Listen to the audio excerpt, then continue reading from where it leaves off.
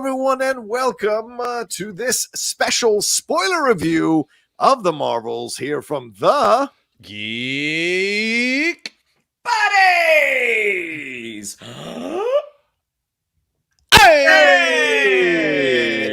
Well, we're back at it to have a fun spoiler review here after yet another Marvel movie. This is I think the 33rd Marvel Cinematic Universe movie here, directed by NIA DACOSTA, starring BRIE LARSON, TEYONAH PARRIS, IMAN VELLANI, ZAWE ASHTON, Samuel L. Jackson, and of course the Kamala Khan family, and others being a part of this. And we're going to discuss it and break it on down here for you all in this spoiler review. If you haven't watched the movie, you should maybe go get a ticket, go see it, and come on back and hang out with us. Or if you want to have it spoiled for you before you go see it, then just sit right back and relax, because that's exactly what we're going to do. Let's introduce ourselves. I am the Outlaw John Rocha, writer, producer, and host here on the Geek Buddies. I am Michael Vogel. I'm a writer and producer of animated TV shows and movies. And this is Shannon McClung. I'm an animation writer and a television actor, even though just about an hour ago, I signed my first contract to have a role in a narrative audio drama for Blumhouse TV. What? Oh, please. Oh. Look at him casually sipping the coffee. What does that mean? Explain. This is big news. It's it was totally random. It was something I submitted myself on. I've done this before. You record some VO lines, you send them off, and I was shocked. I got the day the strike ended. I got the message that I had been booked. So yeah, that's great. You don't usually do voiceover, so this is a nice little next thing for you in your career. Congratulations. Yeah, the only other time I did voiceover was when I wrote myself into an animated series that Vogel and I worked on. and I wrote my character into every single episode that I wrote.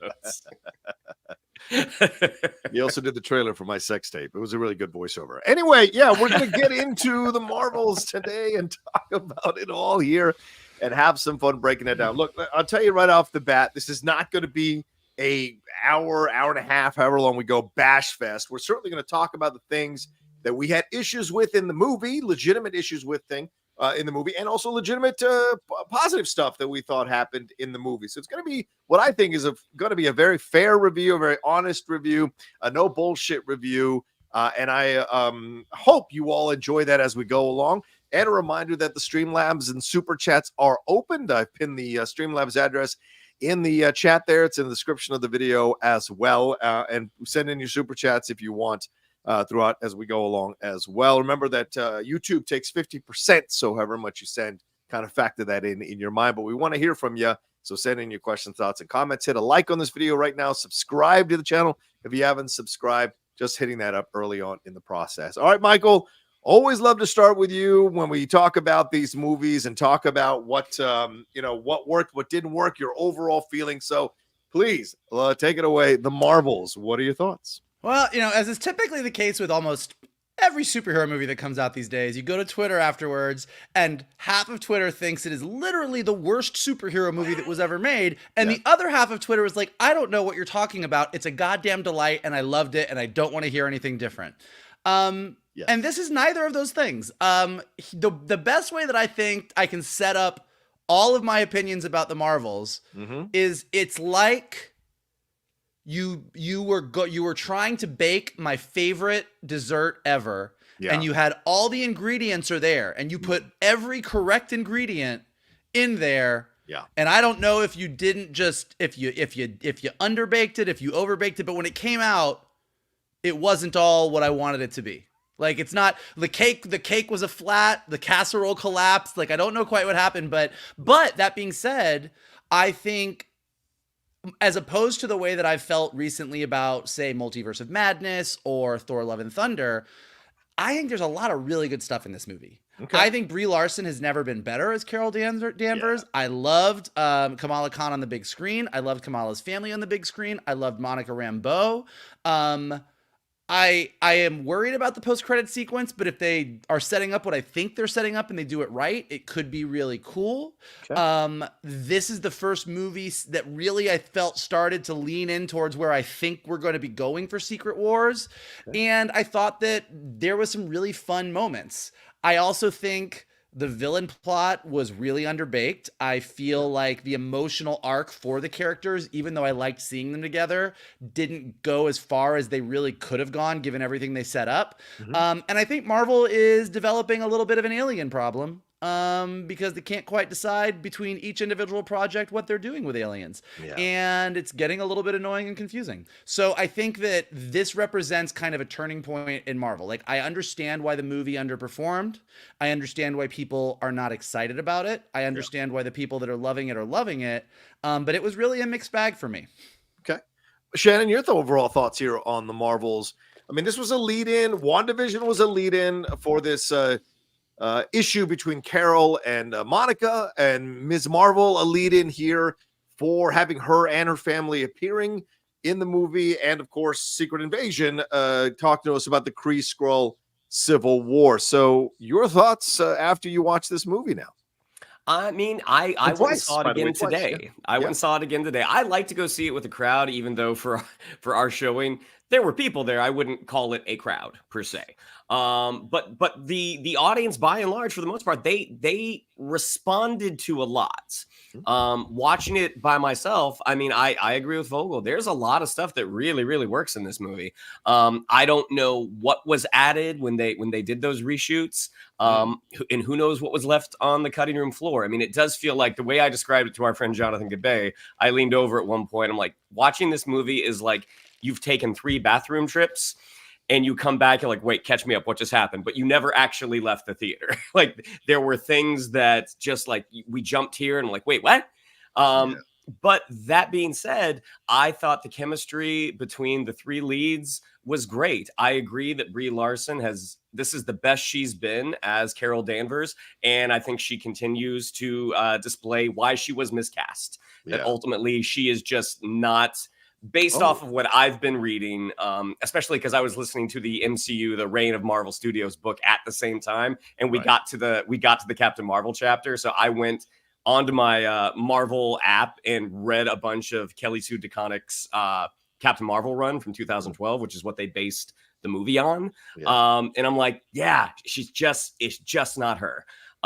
For me at least. Loved Iman Vellani. TEYONAH PARRIS, I think story-wise, she got the short shrift. But what she did get, she was great.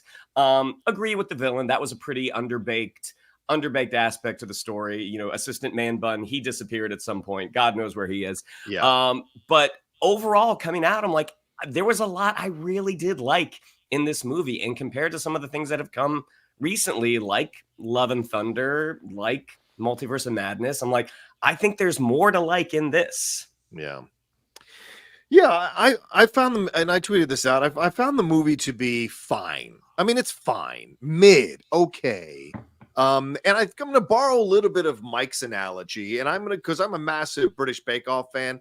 I felt like Paul Hollywood, and I gave you a technical challenge, and you had the ingredients, you had the recipe, and you were a star baker last week. And I trusted you to do something really great. And then when I was looking at what happened at the end, it was underbaked. Some of the stuff was burnt. The other stuff, it was too gushy inside, too mushy inside, and it didn't 100% hold together well. But I liked the flavors. You made the flavors work for me, and so I couldn't 100% denigrate what you created. But in the end, I was hoping for much more. And I didn't leave the theater like some people. I saw some people who were so insulted by the movie. I certainly didn't feel that way. And I think what you touched upon is why. The chemistry of the 3 actresses is fantastic. I mean, the sequence when they're discovering how to switch and be effective switching with their powers ahead of a possible showdown with Dar-Benn, I thought that was really sweet. The way they were talking about how they could figure out how to name their team, the Marvels, you know, that young spirit. You had TEYONAH PARRIS, Monica Rambeau on one side, who was really dealing with some angst and some issues with Carol. And then you have Iman Vellani on the other side, who's very much the young, pure, how do you say this? Sees that there's possibilities all over the place in the world. And Carol, who's got some guilt going on that she's navigating, that she reveals later on in the movie. So 3 different female energies pushing through. And then you have Dar-Benn, who's in here saying like, yo, you killed something, you destroyed my planet, you never came back and checked on us. I got to take care of you and make you pay for what you did. So there was the possibility of so much more here with these 4 incredibly interesting characters that didn't quite 100% come through in the story. And there were quite a few moments where you're like, wait, what? Why is this happening? Why are we going here? What is the motivation? What is the depth? What is the extra stuff here? And I've seen some people say, oh, it's just fun, like the first Iron Man. And that would be fine. But there's more that they brought to the movie narratively and story-wise from these other things, from Ms. Marvel, from WandaVision, from Secret Invasion. There was more here that we really could have explored. And at the end of the day, I feel like there's a 2-hour and 20-minute cut of this movie, or 2-hour and 15-minute cut of this movie that would have fleshed out a little bit more about what's going on with every one of these characters and what the motivations were for all of them, and give us more on the Kree Skrull Civil War, which seems to have been handled in a snap after all this buildup of what it could be. I thought this is where the film kind of let you down. You can't present these really emotional issues and these big, massive problems in the universe and then solve it quickly. Like, that kind of just defeats the whole purpose. And I felt the film kind of took some shortcuts here that it didn't need to, and could have been a lot more of a powerful film. And so at the end, that's why I feel like it was fine. More disappointing because I wanted more, but I don't hate the film. Like some people came out ready to set it on fire. I didn't feel that way about it at all. Well, let's talk about the general story here, and I'll swing back to you, Shannon. Did you like the way they made the story work here with Dar-Benn clearly coming in to take over the Kree and upset about what happened here with the destroying of the sun, with the killing of the Supreme Intelligence and then the sun and all this, and then the switching? Did you buy that switching, the quantum entanglement that they pitched over and over again here, and then what it leads to, where they figure it all out, fight Dar-Benn, put it all back together, and then Dar-Benn ends essentially killing herself because she doesn't listen to reason, to Mr. Man-Bun, who told her earlier, don't do this. She dies, opens a portal. Don't cross the streams. Yeah, don't cross the streams. Monica puts herself, sacrifices herself puts herself on the other side of the universe, and then we're just cool with it, and we're gonna go fly a plane and wait for her to come back. So what did you think about this story overall? Did it work for you, or did it feel a little lightweight?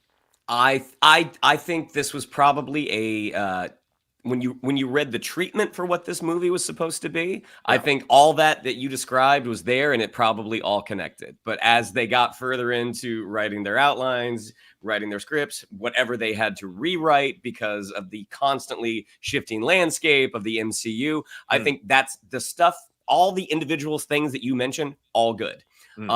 They just didn't connect as well as they maybe could have. The powers being entangled, switching places, to me that was a little flimsy, but I mean that's like, okay, this is what you have to accept to get these three together, unless you can come up with something else. I did think the training sequence, the three of them working together, I'm like, oh, this is a lot of fun. I also thought the moment where they shared the Kree device, where they're sharing each other's memories, I'm like, that's great. That's great. Like, I wish we would have more of those moments where we can kind of hit the brakes on the kind of rapid fire pace of the movie and enjoy what's going on. I think ZAWE ASHTON's character, the whole idea that Captain Marvel destroyed the Supreme Intelligence, and in effect, that had a terrible effect on the planet. Like, yeah, that makes sense. But I mean, we're just thrown so quickly into everything, and we don't have a moment to kind of like, now wait, what happened? And I do agree, John. I mean, the save for, Captain Marvel coming in at the end and sort of reigniting their sun, I'm like, that was really easy. How did you not figure that out the whole time you've been in space? It's almost like they shouldn't have done it. Like, it's almost like, you know what? It doesn't matter what maybe that's something they should have attempted to have done. She tried to reignite the sun and it didn't work. But then we have more, refugee aliens, which we already have that with the Skrulls and the Asgardians. You are starting to repeat yourself a little bit. I mean, again, everything on paper, the way you described it, sounded good. I just think there's just pieces that they never quite figured out how to put them all together.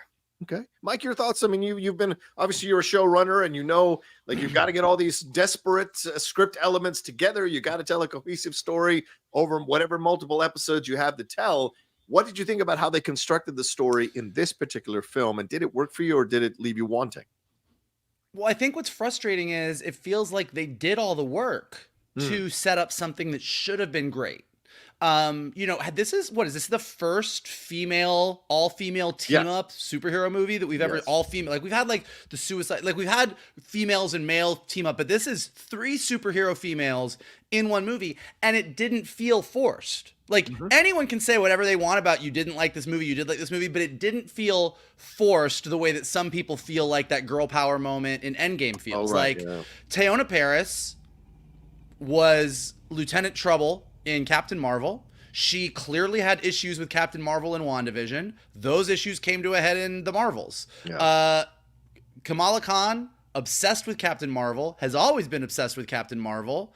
Quantum bands in the movie. And then Carol Danvers has been off of Earth for almost every movie, to the point where it's been a complaint. Like, where is Captain Marvel? Where is Captain Marvel? And she keeps saying the universe is really big. I got a lot to do. Well, we find out in this movie also she feels kind of shitty because she basically almost destroyed an entire planet and their civilization. So all of the setup and why these 3 people come together, aside from the quantum entanglement, emotionally, there's a lot here to deal with. And it should have felt more weighty, and there was more that they could have done. So I think that I agree with what Shannon said, is I think that the setup of all of this is really, there's a wealth of stuff they could have done. And for the people that come out and they're like, hey, it was just fun, just have a good time. That's cool, except that the opportunity for this to be fun and more is just sitting on the table. Right. When you have a character in Kamala Khan who is hero worshiping Carol Danvers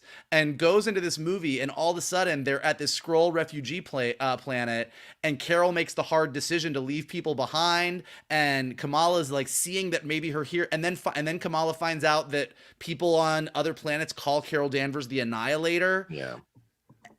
And how do you deal with that? This is someone that you thought was perfect, and now she's not. And then with Monica Rambeau, boy, they set all this stuff up that she had all these issues, and then they had one conversation and kind of got her off the hook. Like, really, like these 3 were so good together that this could have been some really interesting discussions about what it means to be a hero and what you think of as a hero versus the reality of a hero. And so all of it was there. Like they touched on it in some of these conversations, but I think they could have done a lot more. Additionally, and you kind of brought this up, here's the thing about the Kree and the Skrull. If you're a hardcore Marvel comic books fan, you've been dealing with the Kree and the Skrull for years. That's true. If you are an MCU fan, they've barely scratched the surface, and they keep using this Kree Skrull war and this Kree stuff in a very background way. But the result of that is Dar-Benn and the Kree, we don't really care. And they didn't do enough in this movie to make us really care. Like, what Dar-Benn is doing in her way is kind of heroic. She's trying to save her entire planet. And again, when you have a movie about Carol, a lot of people looking at Carol as a hero, but some people looking at her as a villain, and then you have a villain who maybe some people are looking at as a hero, that's really interesting stuff. And I just feel like all of that kind of ended up on the cutting room floor. Yeah, which is why I think you can't just get away with calling this movie fun, because then its intention was not to just be fun. Its intention was to bring up this serious shit. And this seems to be a problem, and we've talked about it in our reviews, and I'll bring up my issues with some of the Disney Plus Marvel shows that we've gotten, and this movie as well, and a couple other movies before this one. I mean, when you're going to tackle something really strong, really emotional, really weighty, and you want to toss it all away with just a quick back and forth, that's not real. You can't talk to me about trauma in one movie and then in another movie blow off trauma like it's not a big deal. It just doesn't make sense. There has to be a cohesive point of view that you're having, or consistent rather point of view that you're having for this kind of situation if you're really trying to say something. And I kind of have to push back on Shannon's. I hated the sharing technology thing, and I'll tell you why. And I'm going to get in trouble for this, but I'm going to say my piece on it. To me, the optics of a white woman using technology to violate a black woman's memory so that she can come out looking better about what Monica was mad about, to me, that's a bad optics situation. All right. And her saying, oh, I didn't mean to, or I didn't know it would do this. You forced them to put this shit on their heads without knowing what it would do to them. And then you get the directions that you need to go and get Dar-Benn, but you also let your memories run wild and you violate what she said she didn't want to talk about. and that leads to the resolution and y'all hug it out. That to me was, I thought it was the most horrible way to handle that situation on so many levels, in my opinion. All right. Again, I'd rather have had a conversation where they go at each other, they yell at each other, and maybe Iman Vellani walks in, or Kamala Khan walks in rather, and he's like unsettled. And it would have added more to what you were saying, Michael, these other sides of Captain Marvel. She's doodling Captain Marvel all the time, but in reality, when you meet your heroes, they're three-dimensional with the same kind of angst and the same kind of issues and their own shortcomings and their own positive qualities. And you've got to mix them all up and look at this person as a three-dimensional person. So I think there was a great arc that could have been written into the stories you were alluding to, Michael, where we see her confront all of that, so that by the end, when she's recruiting Kate Bishop, it feels like she has learned how to be a leader and not to be lost in the fangirling of all of this stuff. And so we can believe that she would put a team together more than just her being curious about everyone's abilities. And so I think there were balls that were dropped here that could have really given the film even more oomph and more power overall. And yeah, to speak to your lapse in logic, Shannon, you're right. I mean, how does she just kind of leaves the planet the whole time, never comes back to check in on the Kree, never tries to make it up to them, I mean, these are the people that she lived with for how many years? And I get that she was captured and she was kind of, she had her mind erased and all that kind of stuff and her memories taken away. But still, you destroy this. How do you not go check up on the planet if you're Captain Marvel, if you're a hero? That also could have been an exchange where Kamala Khan, like near the end of the film, she's feeling herself and seeing some of these other sides of Captain Marvel, confronts her and says, why didn't you go back? Why didn't you try to do something? And there's a bigger conversation that you can have. So, yeah, it gets disappointing when you see those moments. What could have been, Michael? Yeah. So really, just 2 points to yours. Like, just to be clear to everybody listening, you can say the movie's fun. Like, you are allowed to say the movie's fun. Oh, of course.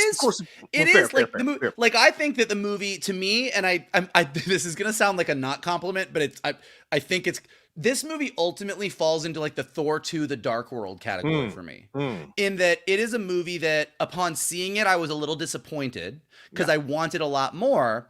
Upon rewatches, it's enjoyable because Thor The Dark World is where Chris Hemsworth and Tom Hiddleston really dropped into their relationship. Like the vibe between them is low. Like there's fun stuff in Thor 2. The Marvels, to me, ultimately falls into that kind of category, and it's fun. I am way more likely to rewatch the Marvels on Disney Plus than I am Multiverse of Madness or Thor: Love and Thunder. That being said, the potential for it to be a Spider-Man No Way Home was actually there. Yes. And I think that's what's disappointing. To your other point, I'm okay with the scroll technology. I'm just putting that out there so it's on the table. I'm good with scroll technology, just so everybody knows. So you're cool if I find some alien technology and put it on your head and fuck it, let's see what happens? You're cool with that? Violating your memories? Carol Danvers has been using that technology since the 90s, and it's 2023. I don't think that this is like new technology that she wasn't sure what it was going to do. Like well, that's even worse than if she knew what it would do. She didn't warn them ahead of time. It might open some things up. It might access some things. Are you both okay with, can I get your consent before I violate your memories? To me, that's what I'm getting at. I mean, look, I feel like to violate is more like she's doing it. Like they did put them on. She couldn't force them to do it. They did it willingly. I think I'm more with in the Vogel camp with this one, with the Kree technology. But I do think that was a good kickoff. I think there could have been more after that. Yeah, I think that could have kicked off. Yes, there should have been really good like, scene. How dare you go in there and do that to me? Those are my memories, and so then you have the blow up, and then you can have the slow come down where they both kind of talk about their love for Maria, which is what ends up bringing them back together. Yeah, I mean, there was possibility there for a really great conflict. I'm going to get in trouble for this again. I think too much of the movie is about women supporting women. And the thing is, women are three-dimensional people, and women fight other women all the time. Women have issues with other women all the time. Why is that not allowed to be here? Every single time there was a possibility for women to have issues with women in the film. And if you're going to have all women, you got to have conflict in your movie. Why not have that conflict within the team? I think that could have been much more interesting, much more rich emotional terrain to explore and dive into, and really find some fun in seeing these characters have much more levels to them as they're interacting with each other. And it was too much. Like they let Carol off the hook, like no big deal. Like there's like, well, you know, it's not your fault. It's okay. It's not your fault. It's like, what? No, there's a little bit of something that we can explore here. And I think it could have been. I do think, I mean, I do agree with you that I don't know if it's just, I don't know if the choice was we don't want to have women not supporting women or not, but it does feel like they did sort of pull back on, like, when you get to the big Act 2 turning point and Kamala Khan, the best they can come up with is her to be like, hey, sorry I came on too strong, but you're pretty cool.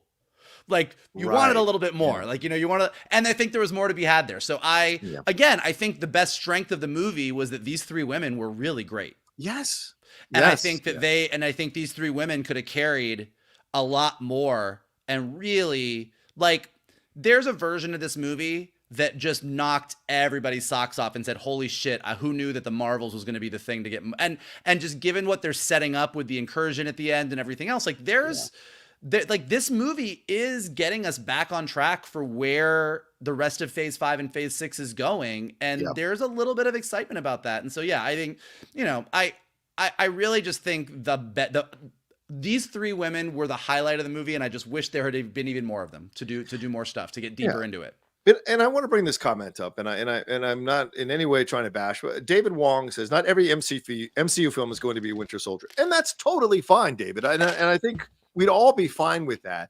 But the thing is, if you're going to bring up conflict that could have existed in Winter Soldier, you've got to honor that conflict. You've got to honor those issues. You've got to honor those plot points with a little bit more depth, a little more complexity, a little more of a harder edge to it. It doesn't have to be throughout the whole movie. Just certain sections have to have those moments so they balance out the more quote unquote fun sections that you have. So you have a more well-rounded film by the end.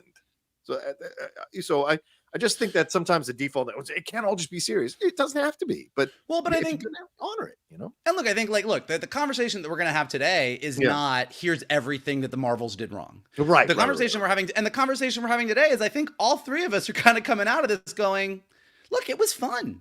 Yeah. Like, it was fun, but like knowing these characters, just the way they developed in the MCU, and I just think it could have been more than fun, but you're right. Not every movie is going to be the Winter Soldier. Right. But and that's okay. the fun conversation to have is, well, what could this movie have done to be the Winter Soldier? Because, and Shannon and I were just talking about this the other day, I think what we all sort of crave a little bit, whether we all admit it or not, is from Winter Soldier all the way to Infinity War was a crazy run of movies. Not everyone was perfect. Not every one of them was a home run. Not every one of them was Winter Soldier. But we went through, for a little period of time with Marvel movies, every movie was kind of a banger. Yeah. And so now that we're in this phase where that's not happening, and Marvel internally is even struggling, going, what do we need to do to get back on track? This movie comes along, and so many people were just dogging on this movie. Oh, who cares about this movie? Fucking Captain Marvel. I don't even blah, blah, blah, blah, blah. And actually, what we got, it was better than Multiverse of Madness and freaking Love and Thunder to me. So yeah, I liked it, and I just wish I didn't even more. Yeah, agree. I would agree. This better than Multiverse for sure. All right, well let's hit Dar-Benn. Let's hit that storyline. What did you guys think about how? And we've kind of alluded to it and talked about it as well. But Mike, I go back to you. Dar-Benn, she is the leader, the supremer of the Kree here. And what we find out is that she witnessed what Carol did in killing the Supreme Intelligence. That's how she got the nickname the Annihilator. And her motivation here is to bring water and sun and air back to her planet so her people can live. But we also see her wanting the quest for power, the bands. This is a big deal to her, wanting all this stuff. And in the end, is she corrupted by this desire to be? Is it her ego that gets the best of her? Is it her arrogance, or is it just her inability to understand what's happening? What did you think about how all of this went down, leading to her ultimate demise there? I mean, I think Dar-Benn is it's a solid motivation for a villain. Like, we didn't know this until this movie, but like the Kree are suffering, and they've been suffering for a while, and it's because of Carol Danvers, and she wants to save her people. That's a better motivation than a lot of other Marvel villains have had. I think where Marvel kind of dropped the ball is that we don't care about the Kree. We've seen the Kree, seen the Kree homeworld in Captain Marvel, but we have, and we've seen the Kree show up in Guardians of the Galaxy as a bunch of a-holes. Right. But like, we don't know enough about the Kree. And I think what's really interesting about the Kree as set up in the Marvel universe, and a little bit of what you know of Kree from the comics, is Kree are like the British Empire of the galaxy. Like I think they say this in Marvel in the movie at one point. Like at one point they had colonized and taken over like 25% of the galaxy. Like the Kree were the British Empire. And then Captain Marvel shows up and says, F this noise, kills the Supreme Intelligence, and the Kree fall apart. I was watching something that was, I don't know exact timelines of when Carol showed up and did what she did to the Kree planet, but I saw some people saying that might even be why the Kree were kind of doing a peace treaty with Xandar in Guardians of Galaxy, because they were already sort of suffering because Carol would have done what she did a while ago. So like the Kree are this huge British empire of the galaxy that has sort of collapsed and are dying and are now suffering. And everyone else in the galaxy is like, F you guys, you've been assholes forever. And you have this person who wants to save her people. And I think if the movie had spent a little bit more time at the top showing us the suffering on the Kree planet, showing us how people felt about Carol Danvers, just making us care about the Kree planet. You know, all you have to do at the beginning, it's like that whole save the cat philosophy of writing screenplays, that if you show a horrible character at the beginning do something nice like saving a cat, you as the audience member go, oh, it's like when Aladdin gives those two kids bread at the beginning of the movie. You're like, oh, that's a good guy. So if you had just seen Dar-Benn as sort of more of a hero to her people at the beginning, then watched her go do the horrible shit she did, like really just flesh her out a little bit. But again, just to give the movie a little bit of credit, what I'm talking about is taking what they already did and making it work better, as opposed to some other movies that we've talked about recently where you're like, I don't know what the fuck you were even doing here. This doesn't even make sense. Like this is like, yeah, she wants to save her people. I don't know that opening a portal in space, making a sun suck through it actually fixes your sun. I'm a little shaky on that science, but in general, her wanting to like get resources and save her planet. I'm like, yeah, that's a solid thing. I just think they didn't. My main complaint with this movie is you made good choices and you didn't take it far enough. Fair enough. Yeah, I think at my screening I saw Neil deGrasse Tyson just get up and walk out after the sun situation. So yeah, but define the laws of physics there. Shannon, your thoughts on Dar-Benn here and what happens, and talk about that scene where she tricks the Skrull leader there, who is played by the actor who played Billy Elliot's father in Billy Elliot. He can't join the ballet.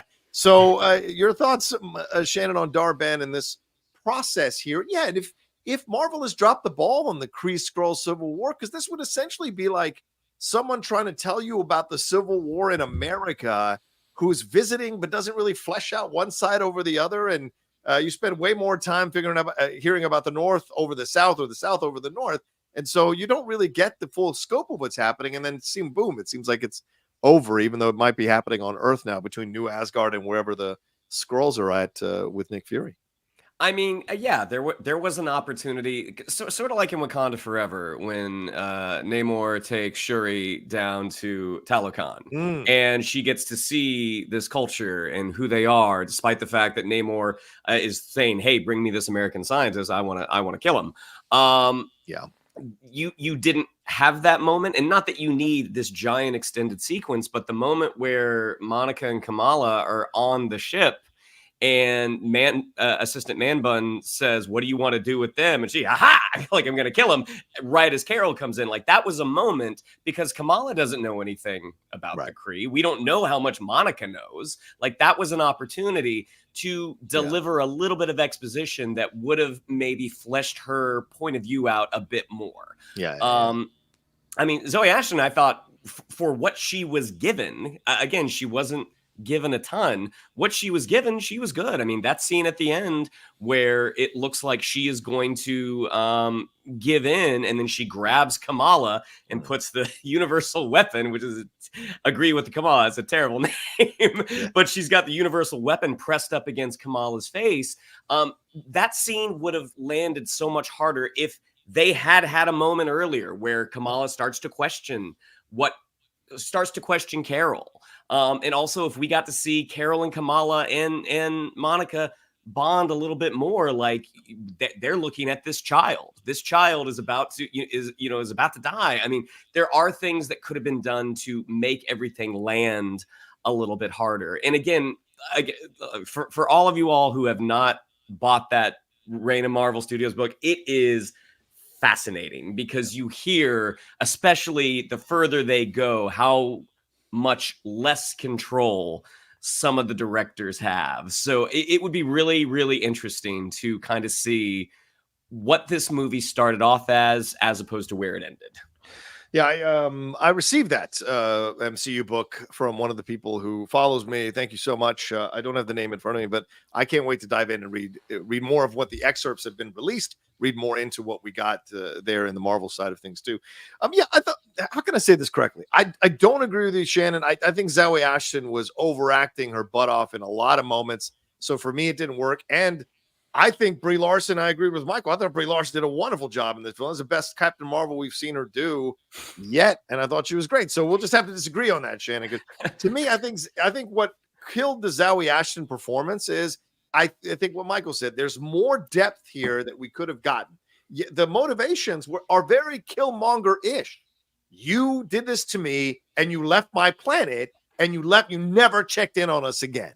And so there is Killmonger elements to her villain side of things. And so we could have gotten more with her. We gotten more. I mean, the man bun guy immediately removed any kind of tension or real evilness to the whole situation because he was ridiculous. I'll be honest, it was ridiculous to me. So we could have had more with her, a much more harder edge, a much more stronger edge. She could have been more formidable. At no point in the film did I think she was unbeatable. At no point in the film did I think, and it's not because I know they're not going to win. It's more a matter of you got to at least buy a little bit of the fact that they could.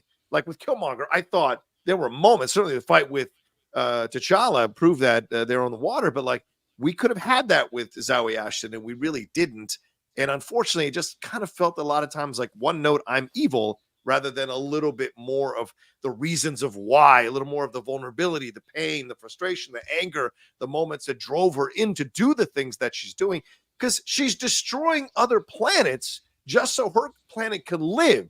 So there's a hypocrisy in that has to be confronted beyond the scientific elements that Michael brought up that I think could have led to a much richer back and forth and some more depth to what she was doing. But yes, the final scene where she gets impaled by that piece of whatever that is of her ship, that was some good acting. And then the switch and all of that worked. But to me, I just didn't think they did enough with the background of it to make us care about her situation, make us care about the Kree more. There were opportunities that they could have explored for sure. Okay, well, let's take a quick break and then we'll talk some of these action sequences and fight sequences here when we come back.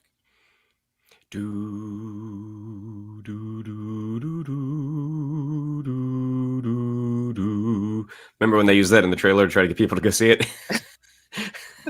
Yes, I do. All right. So, Shannon, you're the action guy amongst the three of us. So there were a lot of people have spoken about how much they enjoyed the opening fight sequence. In essence, the opening fight sequence when they're all switching powers and fighting in three different places on the moon, out there in Kamala Khan's house, and I think on Sword as well. So, and then later on when they're able to switch and fight Dar-Benn a couple of times here. What did you think about the action sequences and the fight sequences here in the movie? I mean, I thought all of that was handled really well. I mean, there were no moments that I was like, "Oh boy, you're really dropping the ball here." And it's not even a situation where it's like, "Oh, what a missed opportunity. You could have done this, you could have done that." It's because just from a character point, we just weren't as invested as we needed to be when those action scenes happened. Like they got better as the movie went on because we got to witness that chemistry between the trio. I mean, the action sequence on the singing planet, where they were kind of switching with Dar-Benn, like that was a great sequence. Yeah. In the trailer, the moment where Kamala is falling and Monica's trying to get her, that was handled so much better in the trailer. With this, because you know, it just, the tension just wasn't set up right. It's like, I want this to be edge of my seat. They had some really funny moments, like when they switched right at the last second and Brie Larson hits the ground and Sam Jackson's like, oh, it's cool, it's Carol. Like they had some really, really, really funny character specific moments, but I think as an audience, we just weren't as into it as I think we could have been. But again, it got better as it went on. That last bit where Dar-Benn has both the bands, I feel like that's another thing that maybe they could have over-explained a little bit, because I'm like, wait a minute, yeah, the guy with the man butt said something about don't put them both on or something. Like that was something that probably needed to be a little overly over-explained, because it's like, well, I remember seeing this from the last trailer. She's clearly about to die. I don't know why. And then Kamala's got them both on. It seems okay. Like again, there was just some stuff missing. Okay. All right. Michael, your thoughts on the fight scenes and the action sequences here in the movie? Well, it's funny. I actually think the opposite of Shannon. I mean, I think they were all fine, but I think they were better at the beginning, and they kind of like got a little bit by the end. I was like, because I think the opening I think the entire opening sequence of them all just like in different locations, flipping back and forth. What the fuck is going on? Brie Larson being like, why does this keep happening? Like Kamala falling, Monica flying for the first time, realizing she can't hold her, and like all of it. Like I was like, this is a great sequence. It was a great, and like the fighting in the Khan household with the Kree soldiers, like all of it was just very fun, but very action packed. I was invested. It was cool. Then you get to the musical planet, and it's a good action sequence, and they're getting the hang of it, and they're fighting with Dar-Benn. I'm like, okay. And I think for me, the end ended up being like 4 people fighting on a soundstage. And I think that because the whole promise of this movie is these 3 keep switching every time they lose their powers, I wish that they had come up with some kind of MacGuffin type of idea that was like, oh, we need to stop Dar-Benn doing this with the quantum bands before this happens, so you need to be here. You need like something that really would have utilized the switching back and forth, but they finally really mastered it. So they were just fucking badassing it. Like that, like that like Carol would be doing this, but then she would be like, oh, too bad. And like, boom. And then, Kamala shows up and just punches them with the light fists. Or, I think they really could have utilized their core conceit a little better. And by the time they got to the end, it was just, here's the 4 of us fighting in this room. And then Dar-Benn goes out and explodes herself. So I think that the end action sequence could have been stronger. And I really think that opening action sequence was just killer. That being said, I think the action was fun throughout in this movie. I think I had a really good time with it. And I do think, aside from that final 3rd act battle, I think they really used the idea of them switching with their powers in a really fun way. Yeah, I would agree with that. I thought the opening fight sequence was fantastic. It was so much fun. And I was like, oh, cool. If this is what it's going to be, I'm down. And I like the fast cuts. I saw some people complaining about the editing. I'm a Michael Bay Transformers fan, so you can't have enough cuts for me when fight sequences are happening. So there he goes. So I'm cool with the cuts. And I was a little at times I was like, wait, where are they at? But they had moments to have comedic back and forth, right? I mean, I know it's in the trailer that she reacts to the Flerken eating those guys, but it totally worked in the way they had flowed and edited that sequence. So for me, it still got a laugh out of me when I was watching it. The Monica Rambeau stuff, them trying to stop each other from using the powers, and then the interactions with the family as that's all happening. And yeah, it's a little unbelievable they were able to fight off the Kree, of course, but you bought into it. You bought into the conceit of it because you're like, okay, this is kind of a fun sequence. And I think I do kind of agree with you, Michael. As we got to the final fight, it was so anticlimactic, and you knew what was going to happen. You knew what the end result was going to be. Now that they figured out their powers, now that they've got a bit more experience, now that Dar-Benn's a bit shaky, they're going to get the victory. And it didn't feel like anything was in question. The switch was fine, but then it quickly led to her death. So again, anticlimactic throughout that final battle. But I thought the choreography was really badass, and the switching and all of that, I thought that worked really well. Felt like a comic book come to life in certain moments of that final battle, even though it felt overall anticlimactic. I thought the visuals of it all were very reminiscent of what you'd see in a comic book. So I also think that I really liked the way they visualized Monica's powers. Like I thought what she was doing. I'm like, this is like there was a moment watching this movie where I was 100%. watching the three of them with their powers, and I was like looking at what they did with Monica, and I think they did a great job with Kamala's light constructs and kind of one-upping her abilities from what she did in the TV show. Like they really gave her some awesome moments, like jumping onto her light constructs and stuff. And I was like, these three are good superpowers. Like these three are pretty badass. Like throw in a couple more, throw in Shang-Chi, She-Hulk, and the Hulk, and I'm down for a battle here. Like this is some fun shit. So I think there was a lot they did that was nice there. Again, I just wish that it had built to something bigger. Fair point. Well, let me see what I got here. Okay, Michael, go back to you. Or I think Michael, the Valkyrie cameo with the Bifrost Bridge. Apparently, her and Captain Marvel have this friendship already. Your thoughts? You can call it what you want. They hooked up. Maybe it's really possible. They fully. You saw the way they fully hooked up. They hooked up. Fair point. They hooked up. Lesbian girl magic, respect. And so, what do you think of this situation? What do you think about her popping in? What do you think this lead is? This them setting up, I guess, in essence, Kree versus Skrull here on Earth? What do you think of that? And were you surprised by it? So I was talking to somebody about it, and the Valkyrie cameo kind of got a ho-hum response in our audience, and then the Kate Bishop cameo got a much better response. And I was like, what is it that's bugging me about this? And then I realized what it is. And this is what I meant earlier when I said Marvel got an alien problem. Okay.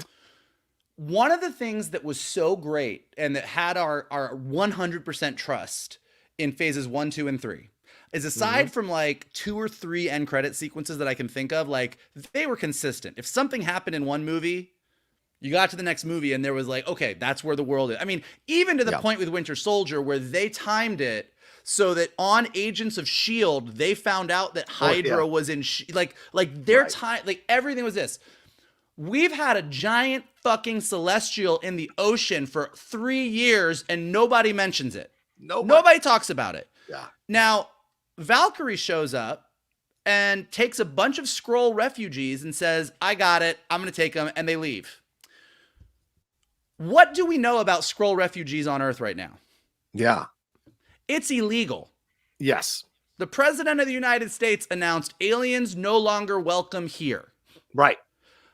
That should have been a huge this is a big deal right now. But we've got Valkyrie just taking Skrulls back to Asgard like it's no big deal. We got Nick Fury on SABER working with a bunch of aliens. I don't know. I thought SABER was part of SWORD and part of the government. You would have thought that if aliens were illegal, they would have gotten them all. So like, there's just this thing that the thing that made us trust Marvel for years, right now, we come out of these movies and I'm like, well, so wait, what's happening on Earth right now with the Skrull? Like the last time that we saw Skrulls on Earth, you had humans running up and shooting people in the head because they thought they might be Skrulls, and Valkyrie's going to protect these people. Like what? We even said this when we reviewed Secret Invasion, and I was like, I love this idea. It's a big idea that aliens are no longer welcome here, but what does this mean for Asgard? So I think her showing up was super fine. Them clearly kind of giving me way more than Finn and Poe gave me. Like, oh no, these two for sure hooked up. Cool.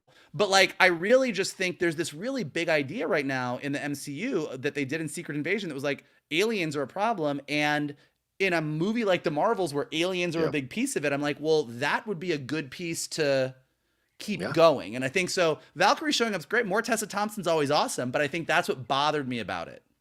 Okay. All right. Shannon, your thoughts on Valkyrie showing up here for a quick cameo in the film?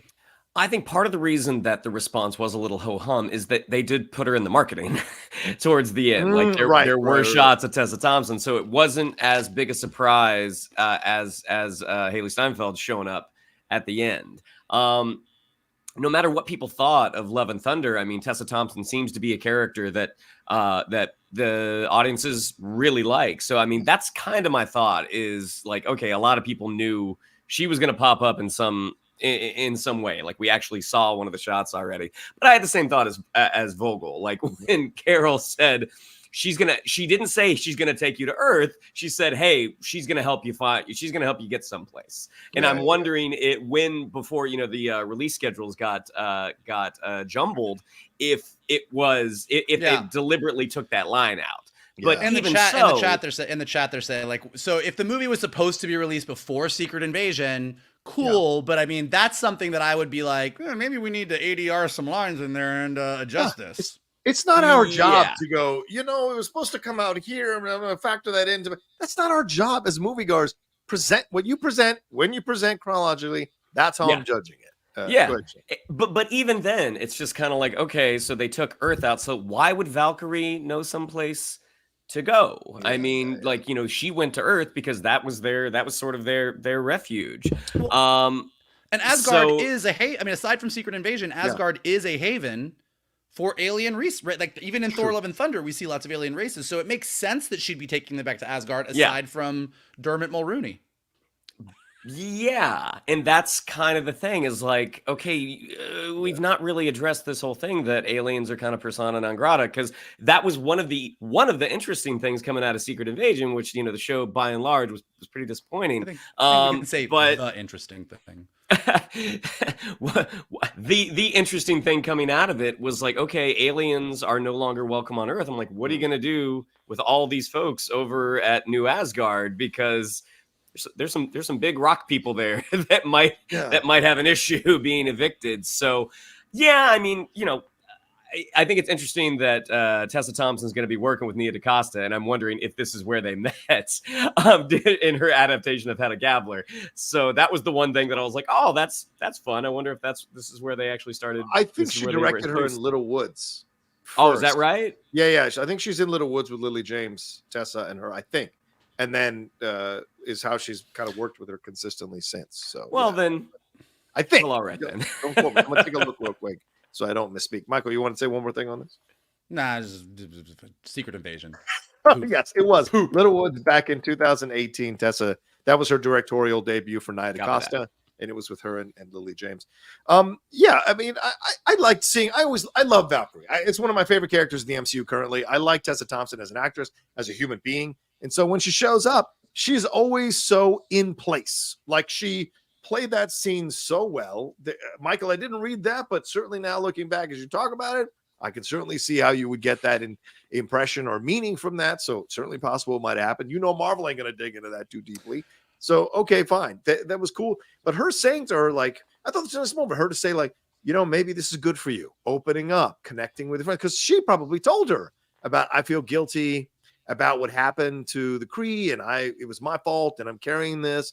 And I'm sure Valkyrie's been like, you got to tell her. You got to tell her at some point. You got to tell her. And so that little interaction, you could tell that there was more between them as friends there, supporting each other. I thought was really cool to see. So, yeah, and it's always nice when Valkyrie pops up.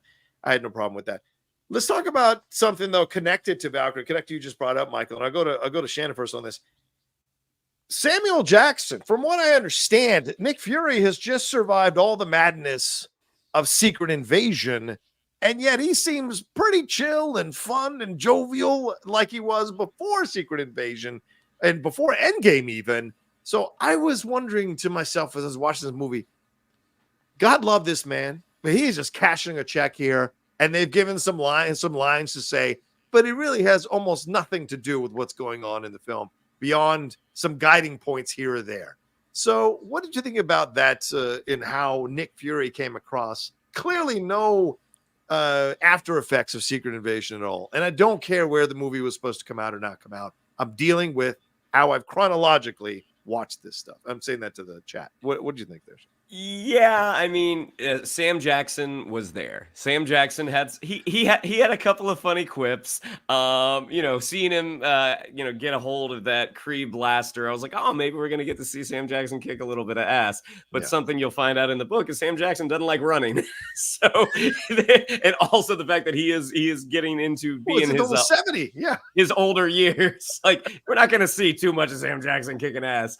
I mean, this was one of the more frustrating things about the movie is the tonal inconsistencies with some of the characters, because even if they were supposed to have swapped, like it was going to be the Marvels then Secret Invasion, I'm like, so how much time passed? Because he grew that giant beard and he's really in a bad mood.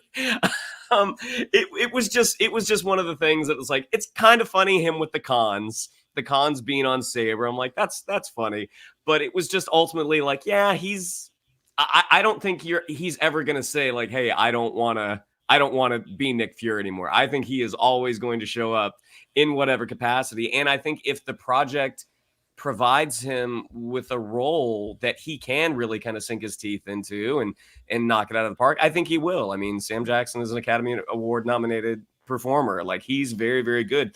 I think he did exactly what was asked of him. Yeah. Okay, Mike, your thoughts on the jovial Sam Jackson after Secret Invasion here? Yeah, I mean, look, here's the thing. I don't need Sam Jackson to be like PTSD trauma for all of the Marvels. Like, I didn't need him to be in a bad mood. I just went through the shit, guys. Maria's gone. Like, I don't need that. But I do think, again, it's the same as the Alien thing for me, which is, I think one of the things that made Marvel magic and one of the strengths of Marvel was that the interconnections in phases 1, 2, and 3 really worked and really paid off. And so I think what we're seeing now is it's a little sloppier.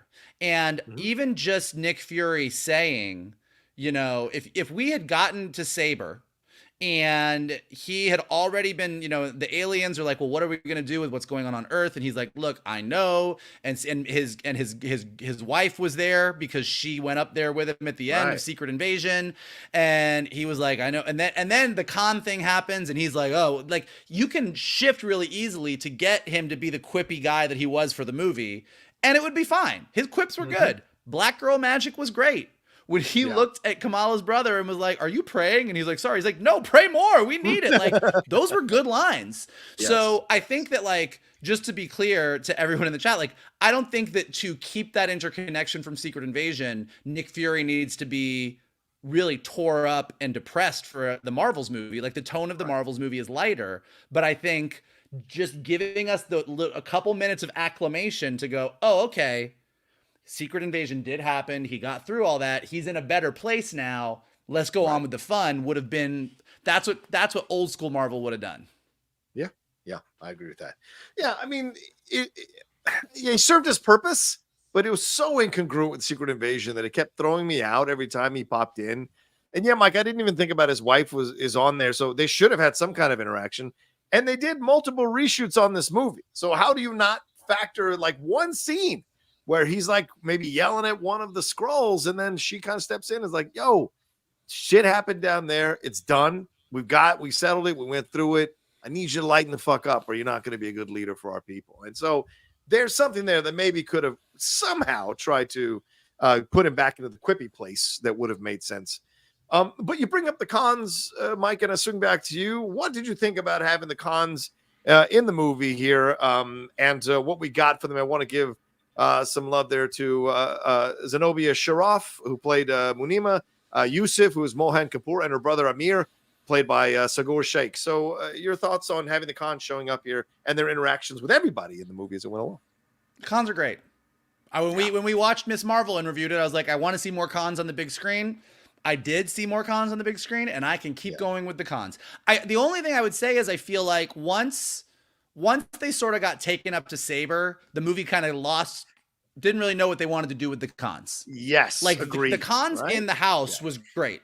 The cons in the house, and the house is being destroyed. And you got 2 Kree soldiers, and they don't know what the fuck to do. And then Miss Marvel's there, and then Monica's there, and then Captain Marvel, and them just being like, what the fuck? And their house is destroyed. They were great. The second that you sort of go up into Saber and you took them there to protect them, they kind of just were there, and you were like, all right, well, they're here. And then they went up.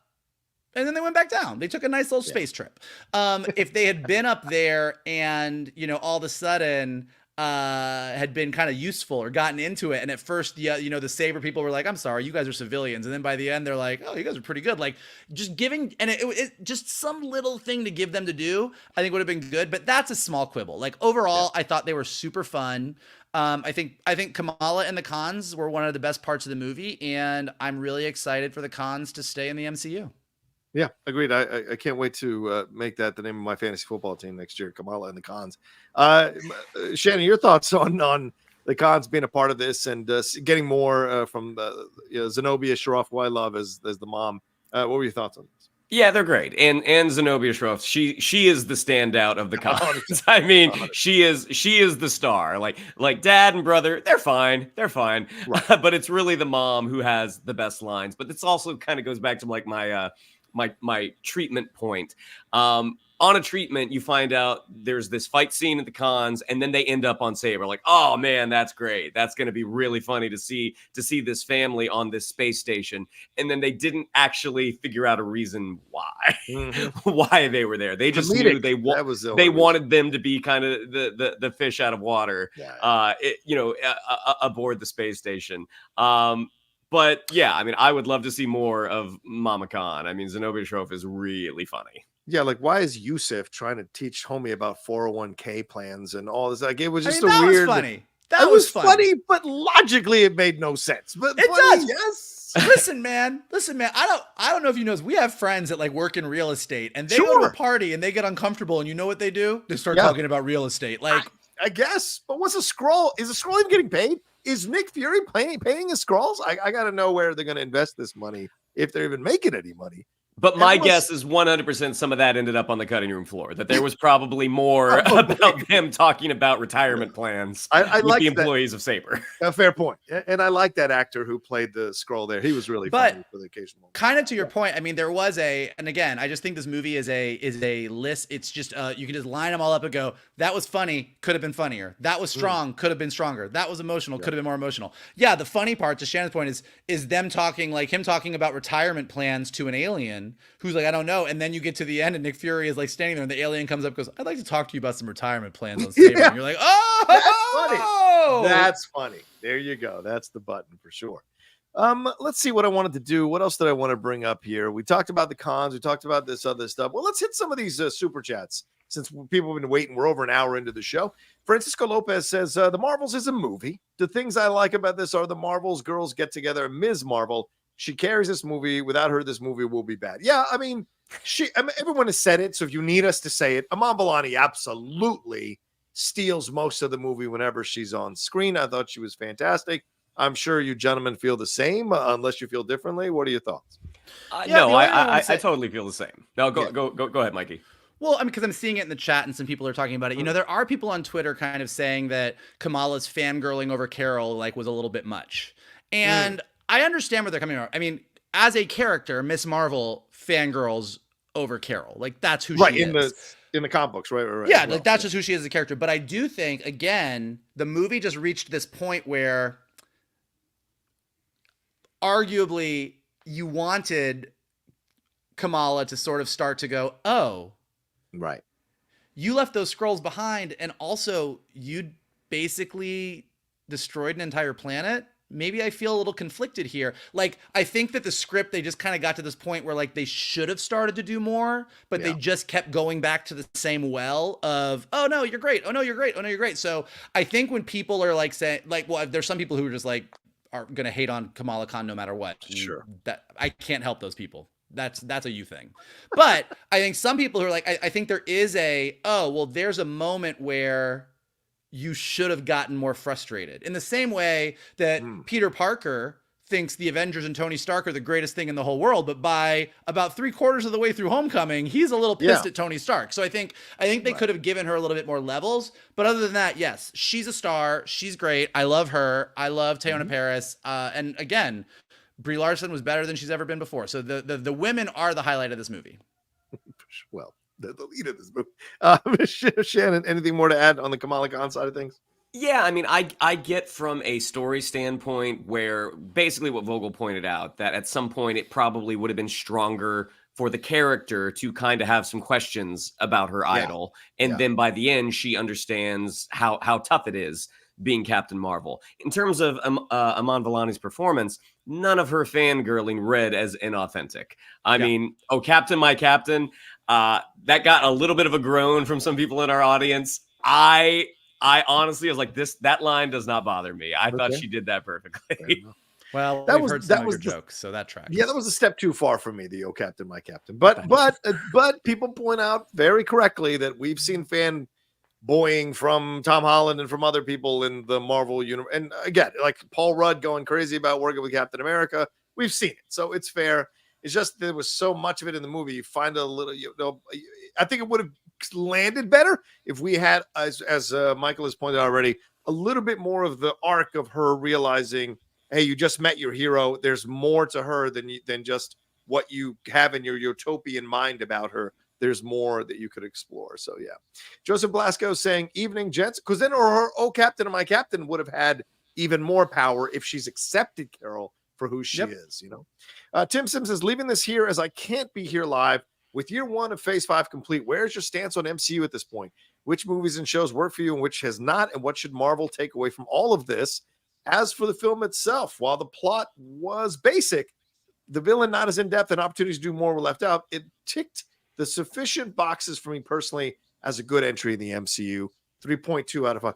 Tim, I always wonder how you go to your 3.3, 3.2. It's a fascinating score you've got, brother. I respect it. I can't go that deep, so I appreciate it. What are your thoughts on the first part of his post here, gentlemen? Shannon.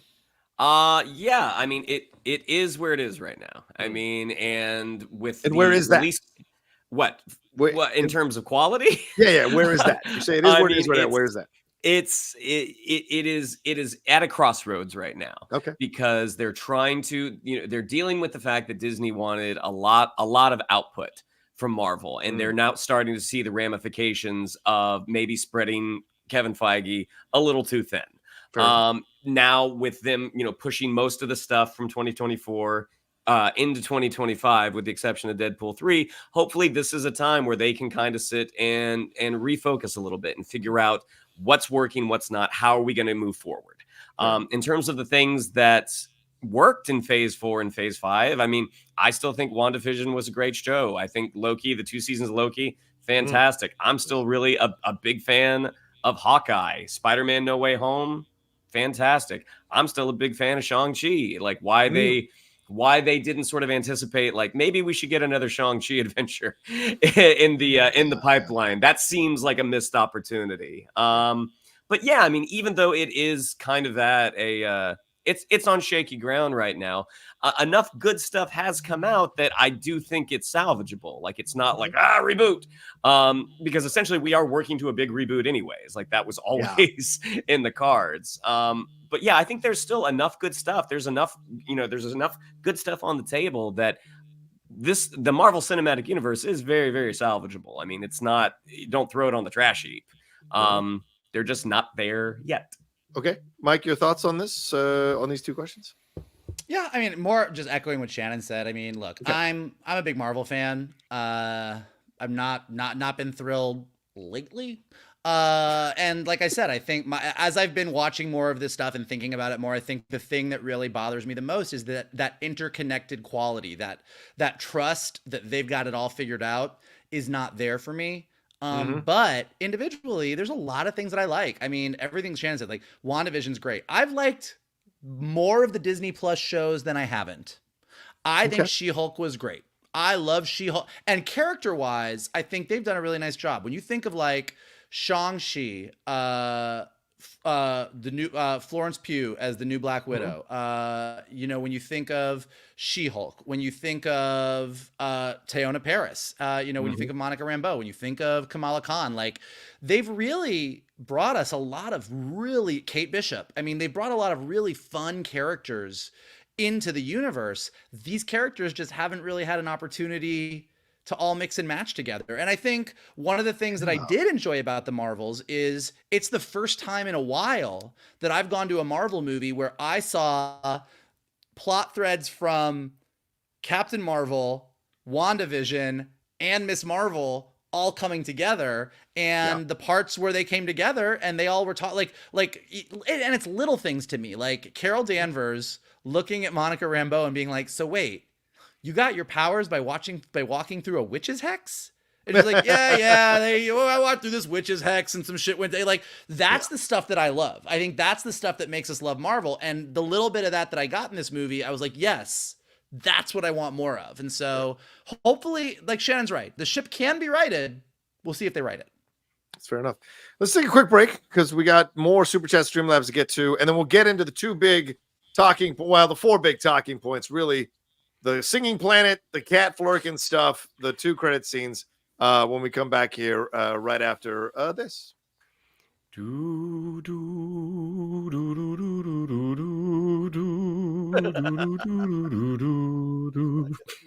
caught that right at the end. Nice. Let's see. Rashad Huri. I hope I'm saying that right, Rashad. He says, I loved Kamala and her family. As a Muslim, I love the representation. That's awesome. The musical number was definitely Bollywood inspired. When the dad started praying in the space lift, my family and I started cracking up. Well, that's cool. Yeah, well, let's use that as a springboard to talk about Aldana, the singing planet here, featuring their ruler, played by Park Seo-joon, who is a very famous South Korean actor. Essentially, some people have called him the Tom Cruise of South Korea. So what are your thoughts on this scene? Did it fit? Did it not fit? This has been the touch point for a lot of people in talking about this movie. So, gentlemen, your thoughts on the Aldana scene? Mikey, I'll go to you first, I guess. So I don't think it fully worked, but as opposed to most people's opinion who didn't think it worked, it's not that I think it shouldn't have been in the movie. I think they didn't go far enough. Like, if you're gonna do this, fucking go. And I think here's why. Yep. Guardians of the Galaxy, thanks to James Gunn, has established that the galaxy in the Marvel Cinematic Universe is a fucking weird and wacky place. True. Like, true. It's bizarre. And a planet where everybody sings and that's how they communicate. Everyone, the entire planet is a giant musical number. 1000% makes sense in the Marvel Cinematic Universe as far as the way that James Gunn has established the universe. It is that weird. I think the reason it didn't work is it's sort of like what I was saying before when we were talking about Kamala's dad and the 401k thing. And they're like, you needed that button to the joke. You get to this planet. Carol Danvers says, hey, guys, I mean, this is like the setup for like a bit. And you're like, all right, guys, we're going to this planet. They communicate by singing. I'm sorry, what? You get off the planet, everyone starts singing. Monica Rambeau is like, the fuck is this? Kamala Khan is like, oh, this is pretty neat. They go through the whole thing, and then they get to the thing, and everyone's singing. But then, as soon as Carol Danvers starts talking to the guy, and she's like, we need your help, there's going to be this big battle, we kind of just go into the next big action battle scene. Yes. And like, you kind of wanted like, okay, Monica's trying to talk to the soldiers about what they need. And she's like, okay, I'm going to do this, and you're going to do this, and you're going to do this. And they all are just staring at her blankly. And she's like, oh my God.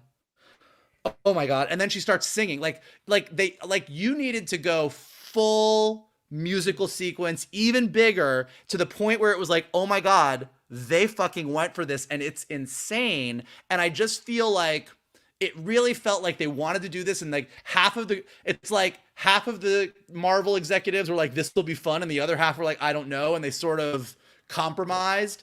And I think if they had really, really gone for it in a bigger way, like we would all be like downloading the fucking Marvel's action sequence musical number song right now and listening to it on repeat. Interesting. Well, it might interest you to know that according to a couple of people that I know with sources at Marvel, the sequence was actually supposed to be 20 minutes and they cut it down. So you might have been right, Mike, that their instincts were to go all the way out. And maybe some of the executives were like, no, cut this thing down. It's ridiculous. It doesn't work. You know? Having been in the room in meetings like this, where like you really kind of, anytime, this happens a lot. It happened a lot on Transformers. It happened on My Little Pony. It happened on a lot of shows that I've worked on where your creative team comes in for like a specific episode and they're like, we want to do this we're going to do a different animation style. We're going to do this whole crazy thing. And you go, great, awesome. And they do it. And then you get it. And the executives above you are like, whoa, what are you doing? And you're like, no, it's going to be really good. You're like, I don't, nope, we don't. And this whole sequence felt to me like, oh, they really had a plan. And someone somewhere was like, guys, everyone is freaking out about this. Quantum Mania failed. We can't do this. Pull back on it. And that's what it felt like to me. Okay, fair. Shannon, your thoughts on the Aldana situation? For me, it worked. Really? I thought it was really funny, but I agree with Vogel is that you should have gone further. Like the idea of Monica and Kamala trying to communicate, I think that's a really funny idea. And the moment they started fighting, I would have loved to have seen some badass Aldanans have a great musical sequence as they're talking about what they're about to do. Like I was thinking about like the New Zealand All Blacks, like doing the haka, like something like that. I'm like, that could have been a lot of fun, but I do understand that is a big swing. And I mean, I think it being 20 minutes, that might have been a little bit excessive, but it could have been 10 minutes. It could have been 12 minutes. Because I think that's what the movie felt very, very safe. Yeah. And I think if they had leaned into some more of that weirdness, the people that were like, it was fun, I think they would have had more fun. Yeah, Manohla Dargis in the New York Times called the film unrelievedly bland, that it feels like an affront with all these women who are doing so much hard work.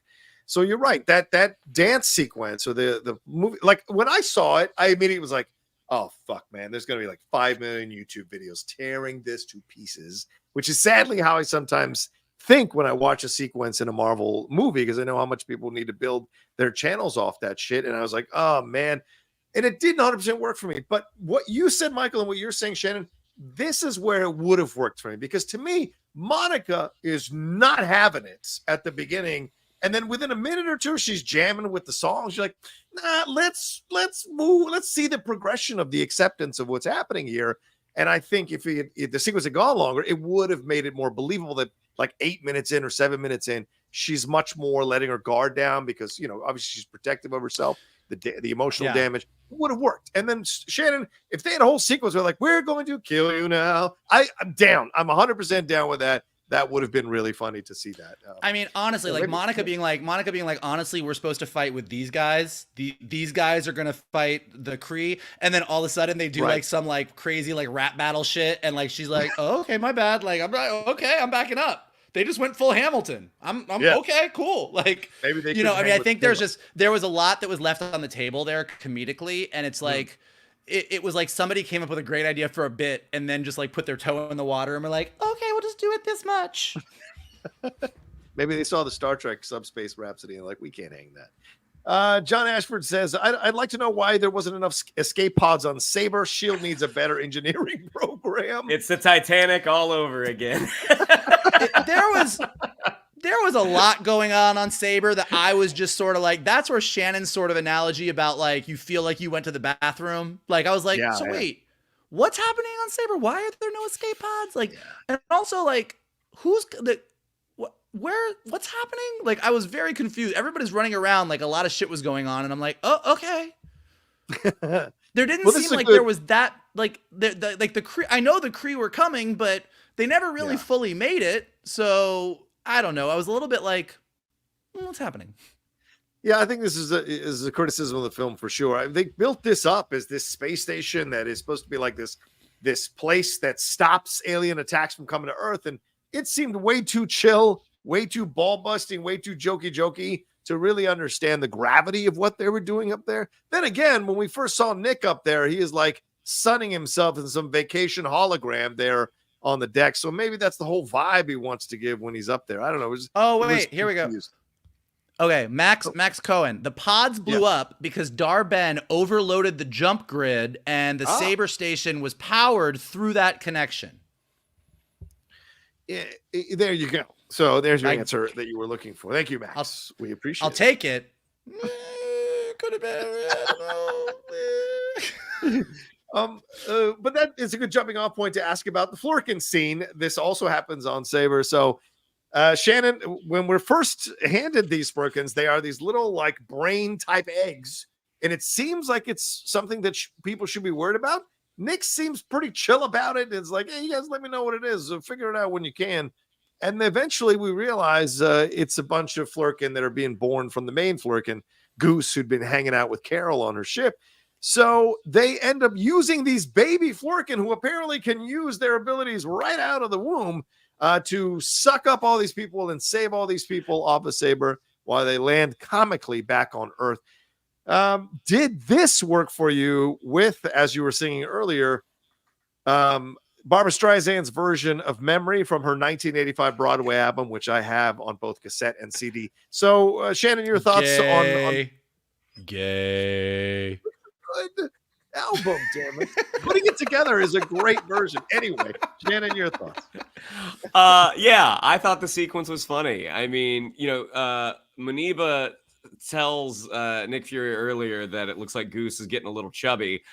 This is one of those things, like, I really wish Carol had said, like, yeah, Goose got away from me for a little bit, but, came back. Like, that's one of those little moments that I'm like, one, like, people that have had cats have had cats leave and then come back. Like, I feel like that's a very kind of common theme, but the whole the whole idea that they're able to ingest these people and then barf them back up, I thought it was funny. And the fact that they were playing the song from Cats and the panic that the SABER station employees have, as you can hear the PA system be like, do not run, let the Flerkens eat you.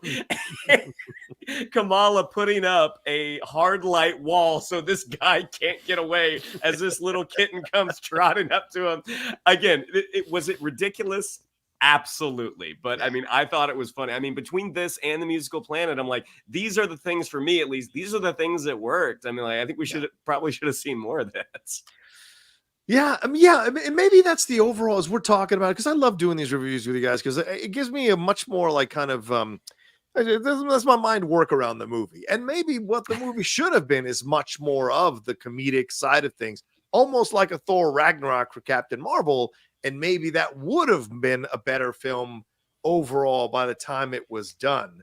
So what'd you think about the cat Flerken moments and weaving in a 1985 song for people who are over 40, I guess? What were your thoughts on that? Well, first, I just want to give Josh Lang credit, because he says he thinks it's funny to see Carol's nose squeezing between you and me in this review. And I didn't realize until he said it. I didn't realize until he said it that Captain Marvel's nose is right here, right there, just right there. The cat sequence 100% is a win. It's great. Okay. I think it's going to be the thing that most of us remember about this movie. It was funny. It was set up. It was hilarious. It worked. Yeah. Like the song just made it even more ridiculous. It's such a stupid idea, but you get, okay, we don't have enough escape pods. What are we going to do? Oh, if the cats eat everybody, we can get everybody. It was silly and dumb, and they went for it.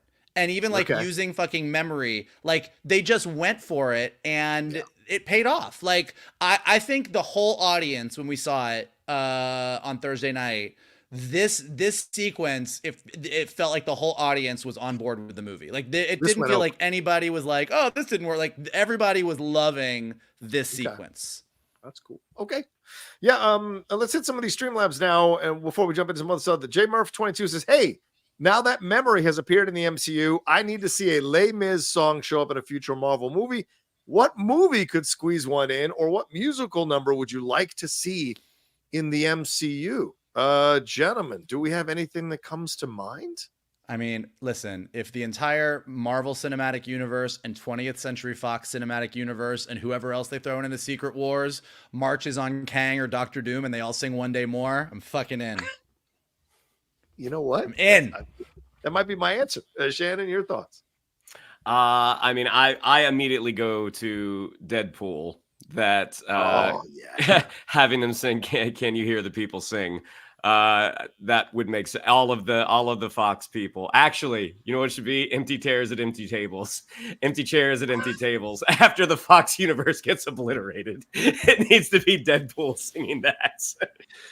This is actually a great thing you bring up, because Hugh Jackman clearly already, obviously, a musical theater dynamo. Yeah. He's Jean Valjean.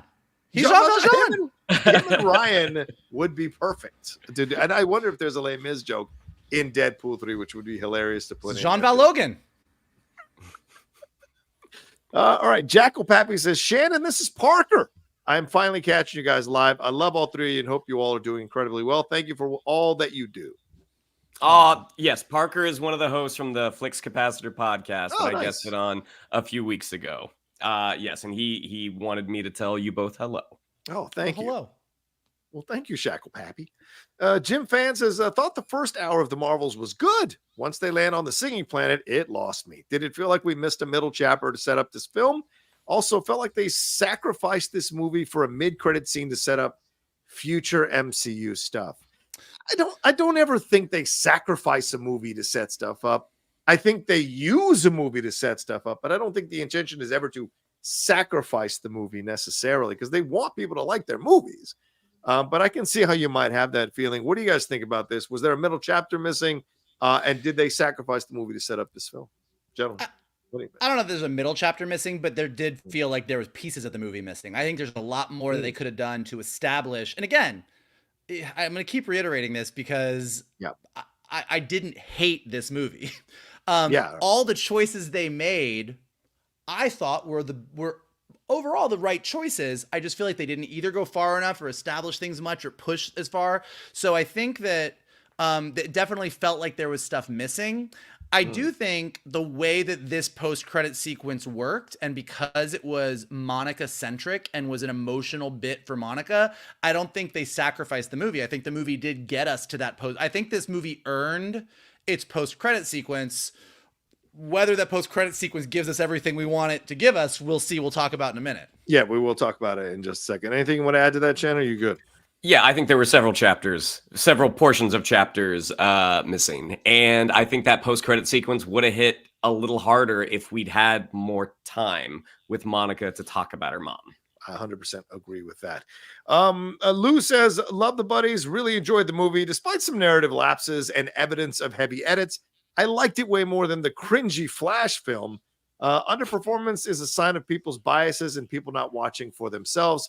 Lots to offer here. See, and I'd like to push back on this because Lou, I appreciate your point of view. And thank you very much for the kind donation. You have a right to speak your mind here. But I think people making these generalized, grandiose analysis of other people's opinions on something, I think is dangerous because it's essentially saying their opinion is invalid, but your opinion is the valid and truthful one.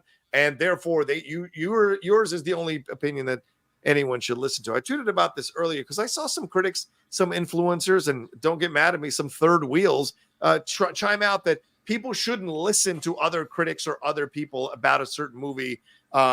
They should listen to you. And to me, that becomes a situation where you're essentially implying that your opinion is the only valid opinion and people who agree with you are the only valid people. And somehow people who don't disagree with you are doing it for their own ulterior motives or their own agenda. And I find that to be like the wrong way to approach this because you're causing division with those points of views about that. We can all watch a movie and disagree if we like it or not like it. And all those opinions are valid as long as they're coming from an actually honest place. And I like to think that the people who like it are coming from an honest place and the people who don't like it are coming from an honest place because art is subjective.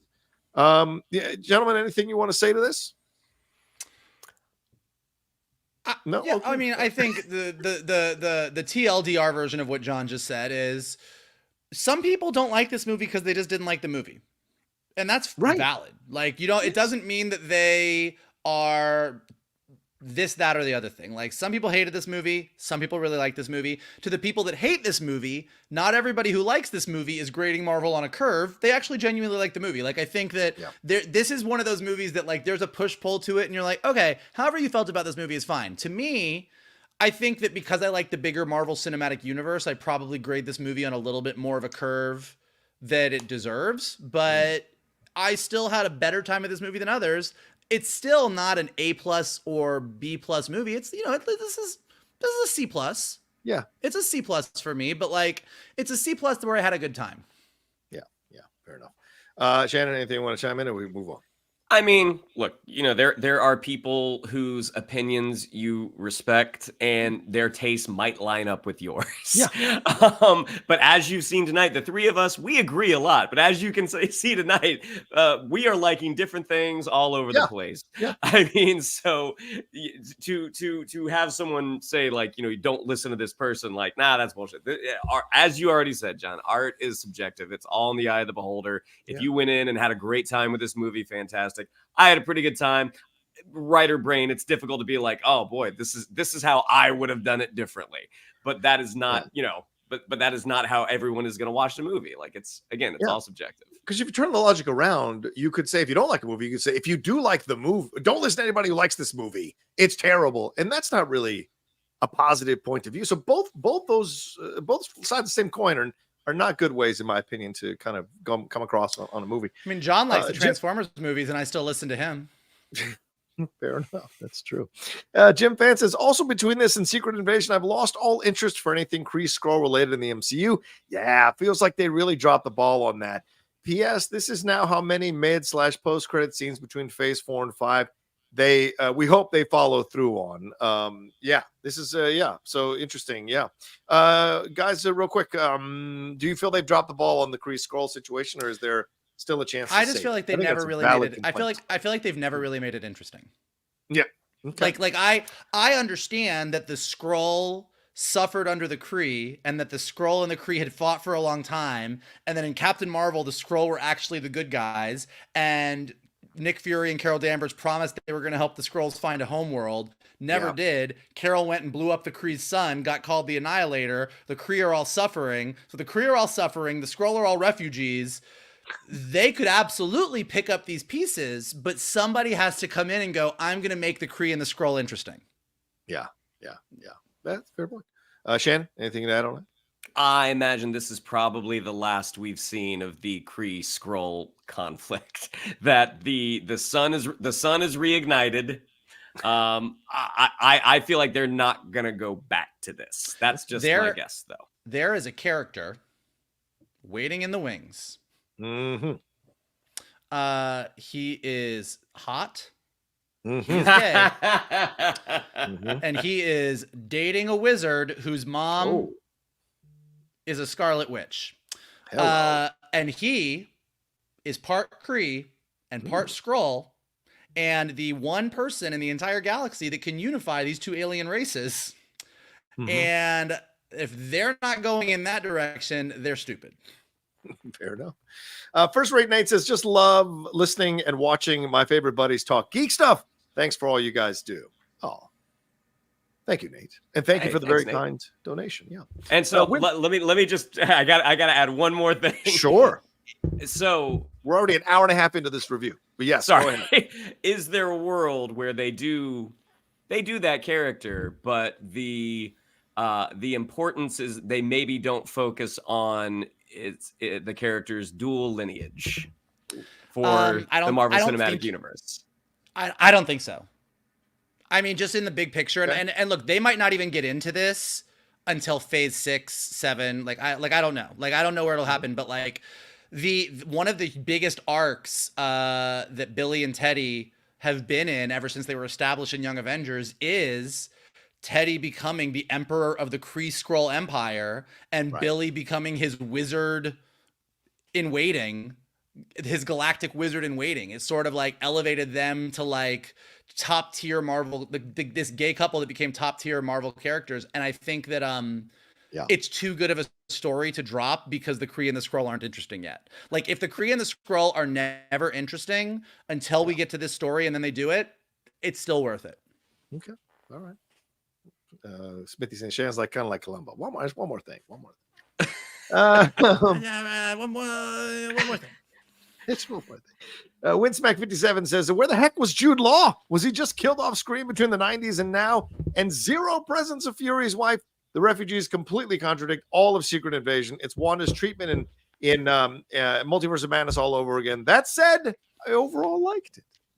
Fair point. Yeah. I mean, look, I think that it's this, I'll keep pounding this drum and it's going to come up when we talk about the post-credit sequence, but it's the interconnectedness between these movies. It's the Celestial in the ocean. It's Wanda's treatment in Multiverse of Madness. It's the Skrulls going to Earth where they're apparently supposed to be outlawed. Like, there are all of these pieces that if those pieces were there, even if the movie was sort of like, the bigger picture of what was being built would be exciting. And I think that's where the multiverse saga is falling, where the Infinity Saga was strong. It's those interconnected puzzle pieces that are not connecting right now. Fair point, Mike. Jake the Nerd says, oh, sorry, Shannon, did you want to chime in on that? Anything? No, you good? Okay. Jake the Nerd says, Emperor Drogue mentioned in Secret Invasion not being on Earth. The movie was decent and a romp. It plus Loki feels like a good pivot to rebuild, but not the Marvels are back, baby punch that we want. This is not the Marvel you're looking for. Hand wavy. Where's Vara? I mean, I think the comparisons to the Dark World are pretty apt. And you know what? If they decide to push forward with a third Captain Marvel film, which maybe they will, maybe they won't. I mean, maybe they do get the Captain Marvel version of Taika Waititi, who comes in and turns the Captain Marvel world on its head. I think that's how I feel about it. It's like, even though this was a sloppy movie, I would say, I think the pieces are all there. And in the same way that if you go back and watch Thor 1, Loki is, it's Thor 2 where Tom Hiddleston all of a sudden is like, this is the Loki that gets us to the season finale of season 2 that we just watched. And I think that there's pieces in Thor 2 that like, we're like, this is the good shit. And this movie has the good shit in there to pull out and carry through the MCU. I can't believe we're at an hour and 40 minutes on this. I thought we were going to be done by now. It's incredible. It's great to see so many people in here talking about this stuff.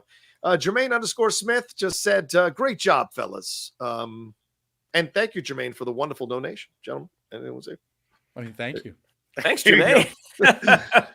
Mr. Jermaine. Lou says, have to clarify that biases, because Lou was saying earlier, biases is what caused me to say what I was saying here. He said, have to clarify that biases was regarding people who don't want to see these girls on screen. Yeah. And I think people should see the movie and judge for themselves as well. Absolutely. I agree with you, Lou. And I do agree with much of your point of views. Much love. All right. Thank you, Lou. Appreciate you clarifying that. For sure. Understood. There are some sexist people who won't go see this, or racist people because they don't like the woke or whatever the fuck they want to use. Totally understand that. Those people should be called out for not wanting to see the movie. But, calling out people who went to see it, didn't like it, I think that's where the trouble comes. Carol says, hi, guys. Happy to catch this live. As a crazy cat lady, I loved that Flerkens scene. I was able to tolerate that more than the singing planet, honestly. The movie was fine overall. Excited with where both ending scenes will take us. Iman Vellani is a star. Yes. Well, let's use that as the launching point here for talking about these scenes. This final scene here before the movie ends. In New York, Kamala uses Fury's... Oh, wait, where is it? Yeah, Fury's tech to gather intel on Kate Bishop. She pulls a Fury and tries to recruit her like he did with Tony Stark, setting the stage for the young Avengers. So, Michael, your thoughts here. Did this work for you? Did this not work for you? Did it feel it was a bit unearned? And where are we going? I think it mostly worked. I think my only issue with it really is that, I think they could have set up just a little bit better why Miss Marvel all of a sudden jumps over to want to like make her own team. Like, yes. She's now, they did show early on after that first action sequence, she gets that whole pad from Nick Fury and sees that they've got intel on her, and they've got intel on others. She's like, wait, there's other young heroes. So they put it there, but like her whole journey with Captain, like they get to the end with her and Carol in the plane, and she's like, so you're going to stay here and do whatever. Oh, that gives me an idea. And then you cut to that scene and it was like, there was a little bit of a jump. It could have been smoothed out, but that is me doing a small quibble. Having Kamala Khan go full Nick Fury on Kate Bishop and having Kate Bishop be like, what the fuck are you doing here? Well, you're a young hero like me. I'm 23 years old. Like, it was very funny. And as someone who has been like checking off my Young Avengers bingo card the entire time that we've been going through these Marvel movies and TV shows, I'm excited for Young Avengers. Like, and even though Kamala Khan was not around when Young Avengers happened. She wasn't in Young Avengers. She was part of Champions, which is the other young superhero team that was like her and Nova and Miles Morales. And I think they'll probably do a little bit of combining those two things. But the idea of Cassie and Kate Bishop and Kamala Khan and Billy and hopefully Teddy and Eli and like bringing these other characters together and having a younger generation of heroes, there's just been some great stories in the comics between the Young Avengers and the Champions and young heroes and older heroes. And is it okay for younger people to be heroes? Like, I just think there's a lot of good stuff there. It's a thing that a lot of people have been excited about. And so having them sort of officially kick it off was good. Here's my only issue, and it's my issue with this and the other post-credit sequence, which is, again, like Marvel's continuity in these phases seems to be the bigger issue for me. And it's like, okay, you just fully went into Young Avengers. Are you going to pay this off? Do I have to wait until Secret Wars for this? Or is this going to be something that we're going to be paying off throughout these movies? Because you've opened it. Don't just do this to try and get me back on board and then leave me hanging for 3 years. Yeah. And honestly, people are going to hate me for this, and they can if they like. But I also feel like Feige's a bit too long in the tooth to put the Young Avengers together. You got to find, this is like sports, man. Once you recruit the new team, you got to get the new young coach to come in and take advantage of what the new plays are, the new technology is, the new statistics, the new approach to planning out how to play.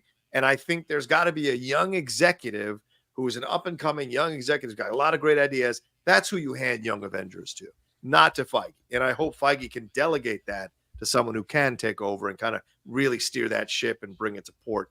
Shen, your thoughts on this scene here, on this end credit scene? I mean, I agree that the setup could have been better. The actual scene itself, I thought was fantastic.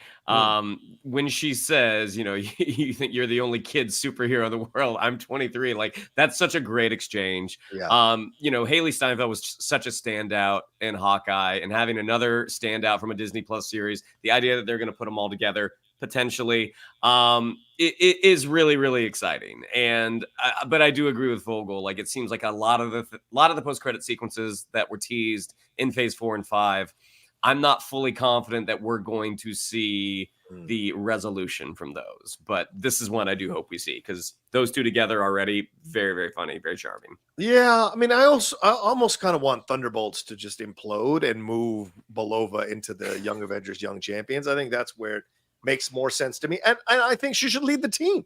I actually didn't buy Kamala doing this, because there wasn't enough setup, as you mentioned earlier, Michael, in the review. There wasn't enough setup to get us to this moment. There wasn't enough here to make us understand, see her go on a character arc, see her then come to this moment where now she wants to lead rather than fangirling over the event. She understands there's an importance here. There's a responsibility to the universe with her powers that she has now that she's been in space, now that she's in these multiple worlds and glimpsed all the stuff that is out there. There's a different perspective, right? You grow up in a small town. Once you go to Europe or some shit for 2 weeks, all of a sudden your mind is completely expanded. So it's that kind of thing. And so you come back different.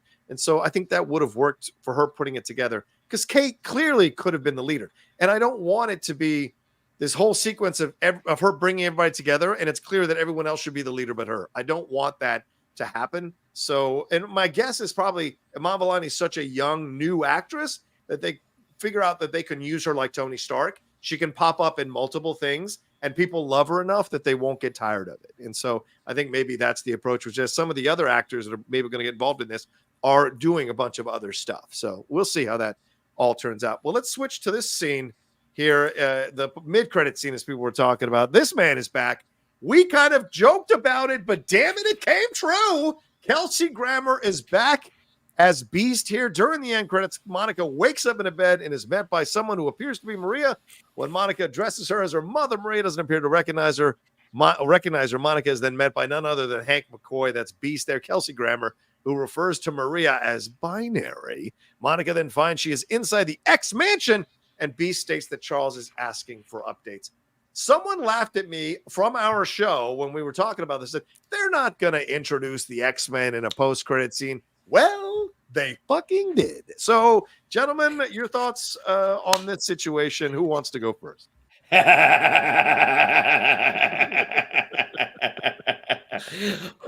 Michael, after you. I was wrong, but I'll tell you what. Here's the problem with what they like. I feel very much like the Boy Who Cried Wolf situation here. Okay. Like, I want to be excited, and it feels like we're finally setting up something that makes sense, and I see where it's going. But like, look, they brought in Fox's Quicksilver in WandaVision, and then they were like, oh nope, that's just his neighbor. And then they're like, oh, Professor X is in Multiverse of Madness, and you're like, we're gonna kill him. Like even like Kamala Khan is a mutant, but okay. Don't know what that means. So like they've sort of like teased the idea of mutants and mutation or X-Men from other units. They've done it to us so many times now in phases 4 and 5 that this happened, and I'm like, okay, is it time to get excited? Because what it looks like, particularly if you read the entire Avengers run leading up to the more recent version of Secret Wars, what it looks like is what happened at the end of the Marvels was an incursion. And as we know from Doctor Strange and the Multiverse of Madness, like incursions are bad. When incursions happen and one universe bleeds into another one, ultimately it leads to one or both of those universes collapsing. Right. And in the bigger picture of what led to Secret Wars, the entire multiverse collapsed incursion by incursion by incursion until there was the regular Marvel Comics universe and the Ultimate Marvel Comics universe coexisting. They collided, and you had the Ultimate X-Men and the Avengers and everybody fighting. So what this looks like is that we're going to lead to the Marvel Cinematic Universe and the 20th Century Fox universe colliding with each other, bringing all of those characters together for Secret Wars, and then ultimately they can do a soft reboot and all of those characters exist in the same universe. So if that's what's actually happening, this was a great post-credit sequence. If this is an act, and the fact that Monica did get pulled through and stayed on that side of the planet, and they put the Maria part in there, like she sees her mom, but her mom is actually binary in this world and is not really her mom. Her mom is also, by the way, wearing that universe's quantum bands. And then Hank McCoy is there, and we're in the X-Mansion. It feels like this isn't just a throwaway. It feels like Monica Rambeau is in this other dimension and is going to come back at some point, and all of a sudden we're going to be like, oh, these two universes are incursioning on each other, but like, what are we going to do about that? And if that's the case, and having this version of Hank McCoy means the 20th Century Fox X-Men are going to pop in and out, and we're going to start doing that kind of thing leading to Secret Wars, it could be good. Or this was just a throwaway thing to kind of pander to Marvel fans, and I'm going to get super pissed about it. Yeah. Shannon, your thoughts on this? I mean, I think the kind of comics accurate Beast with the CGI, I'm like, you know, that he looked good. And Kelsey Grammer's voice is old. Yeah. Well, but also Kelsey Grammer's voice. Like Kelsey, the issue with Kelsey Grammer's Beast was never his voice. Like, he is a great Hank McCoy 100%. voice. You are right. Part of me, because it just doesn't line up, I'm like, so wait, is this the X-Men universe? Like, that's the X-Mansion, that's the X-Door that we know, but this is not the Beast, because our Beast was a guy in blue makeup. Yeah, Nicholas Hoult. Yeah. Well, no, I mean, but also Kelsey Grammer. Oh, right. Yeah, true. In X-Men The Last Stand. Right. So, you know, that aside, I'm like, yeah, it's fun, but I also agree with Vogel. Like, this doesn't seem throwaway, because I don't know why you would take TEYONAH PARRIS, who I would imagine that they have plans for, and just take her off the table. Like, no, we're going to see whoever this universe is. We are going to see her reunited, I would think, with Carol and Kamala. And I don't want Lashana Lynch being killed off again. Like, for fuck's sake. I mean, this is a phenomenal actress. I don't know why you'd bring her back to kill her off again. So maybe she comes with Maria if they go into Monica rather, into the new universe, possibly. Yeah. I mean, yeah. Every version of Lashana Lynch has died in the MCU movies. That's what I'm saying. It's fucking annoying. So for me, I don't know. I loved it for the shock value, because I was like, this is cool. Because you're right, Shannon. I've always liked Kelsey as an out of the box choice as Beast, because the voice has always worked for me. And yes, let me say something. The new Frasier, it's actually gotten better. It's actually good. The last few episodes have been really funny. So I am a Kelsey Grammer fan. That being said, real world wise, let's be real. This guy is a hardcore MAGA guy. And it's weird that you're talking about a new universe that is diverse and open, and we're going to get LGBTQ stuff, and you've got a guy like Kelsey Grammer playing this character. It's weird. Maybe they're trying to soft appeal to the red staters a little bit, or the MAGA people. I don't think the red staters are rushing to Marvel movies just to see Kelsey Grammer. I don't know. You never know. Kelsey's big. He has a show on Fox Nation, so who knows? But I understand why you do it. It makes it's fun to have it. But yes, Michael, I'm with you. They got to pay this off, because this whole introducing the Fox universe X-Men just to kill them off or get rid of them is becoming frustrating. And I liken it in wrestling to when the WWE bought WCW and they brought in the WCW guys just to keep losing to the WWE guys so they could assert their fucking superiority. It was horrible. The invasion angle was terrible in the wrestling world. And so I don't want that to happen here, because these characters do still have a good, strong place in people's hearts, regardless of the movies overall working.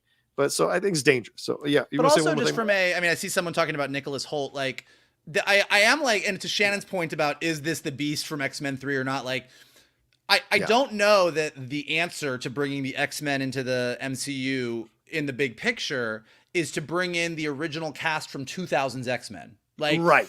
They're all a little bit older now. Like, so I don't think they're going to be the ones that are going to drive the X-Men into. So I don't know that that's ultimately the plan. So that's where I kind of am like, so wait, what is this? And I guess, like, again, it just gets to that point with some of these posts with the multiverse and with everything they're doing. And with what they've done in the past with Quicksilver and some other stuff, we're kind of at a point right now where I sort of am like, okay, right, cool, but what's happening? Like, it's really like, what are we doing? Just give me a hint, guys. Like, give me a something so I actually know where we're going with this. Because if we're gonna do it in a really cool way, like, I'm down, but I just don't know what's happening. And is this the Beast whose Charles got his neck snapped by Scarlet Witch from Earth 616? Or is this a different Beast in a different dimension from that Charles? Is that Charles still alive? And of course, we have Hugh Jackman coming in on Deadpool 3, and rumors that that's going to be tied into Secret War, tied into the Kang situation. So yeah, a lot of questions coming out of that, and just hope they pay it off right, because it could go so badly. But let's finish off. Go ahead. Well, no, I was going to say, but I mean, bigger picture of what's happening. The fact that, and again, I guess this is it's what Shannon said about TEYONAH PARRIS. The fact that we now have a main character from the MCU trapped in another universe, and it didn't resolve within one movie. Like, Multiverse of Madness, they made a big deal out of introducing the Illuminati, but then we killed them all, and Doctor Strange came back, and we know that he's off with Charlize Theron fighting incursions. But because we now have like a cliffhanger, for lack of a better word, like Carol moved into Maria's old house, and she's waiting for Monica to come back. Monica is trapped in another universe within the multiverse. Incursions are a thing. So it did feel like, whether or not we're going to go full X-Men, full 20th Century Fox X-Men, whatever it is, it did have that feeling of, oh, this whole multiverse saga just took a big step forward. Yeah. We'll see if that's the case. Yeah, you're right, Mike. But I will say this. Bringing an immigrant Pakistani family to live in Louisiana, I don't know that that's necessarily the smartest choice. Let me just put that on the table. I don't know if necessarily the South is going to be that. They were helping her. They were helping her move. They're helping her. Oh no, they're moving. Yeah, I think you're both wrong. I think they're moving there. You think this isn't like an NBC sitcom from the 80s, like Carol and the Khans. Like, this is like Carol was moving into the house. Their house was destroyed back in New Jersey. So to me, the Khans are not leaving New Jersey. Okay. The Khans are not leaving New Jersey. All right. I mean, when Mama has a Southern accent, and the next time she appears, we'll have the conversation. let's hit some of these. Joseph Blasco says, I haven't seen the film, but I approve of "Oh Captain, My Captain," sight unseen. Well, there you go. Fair. Nice, Joseph. Fair. It's fair. Francisco says, can you guys talk about with the news that came out today? I still hope they recast Kang and not put Doctor Doom as the main villain of this saga.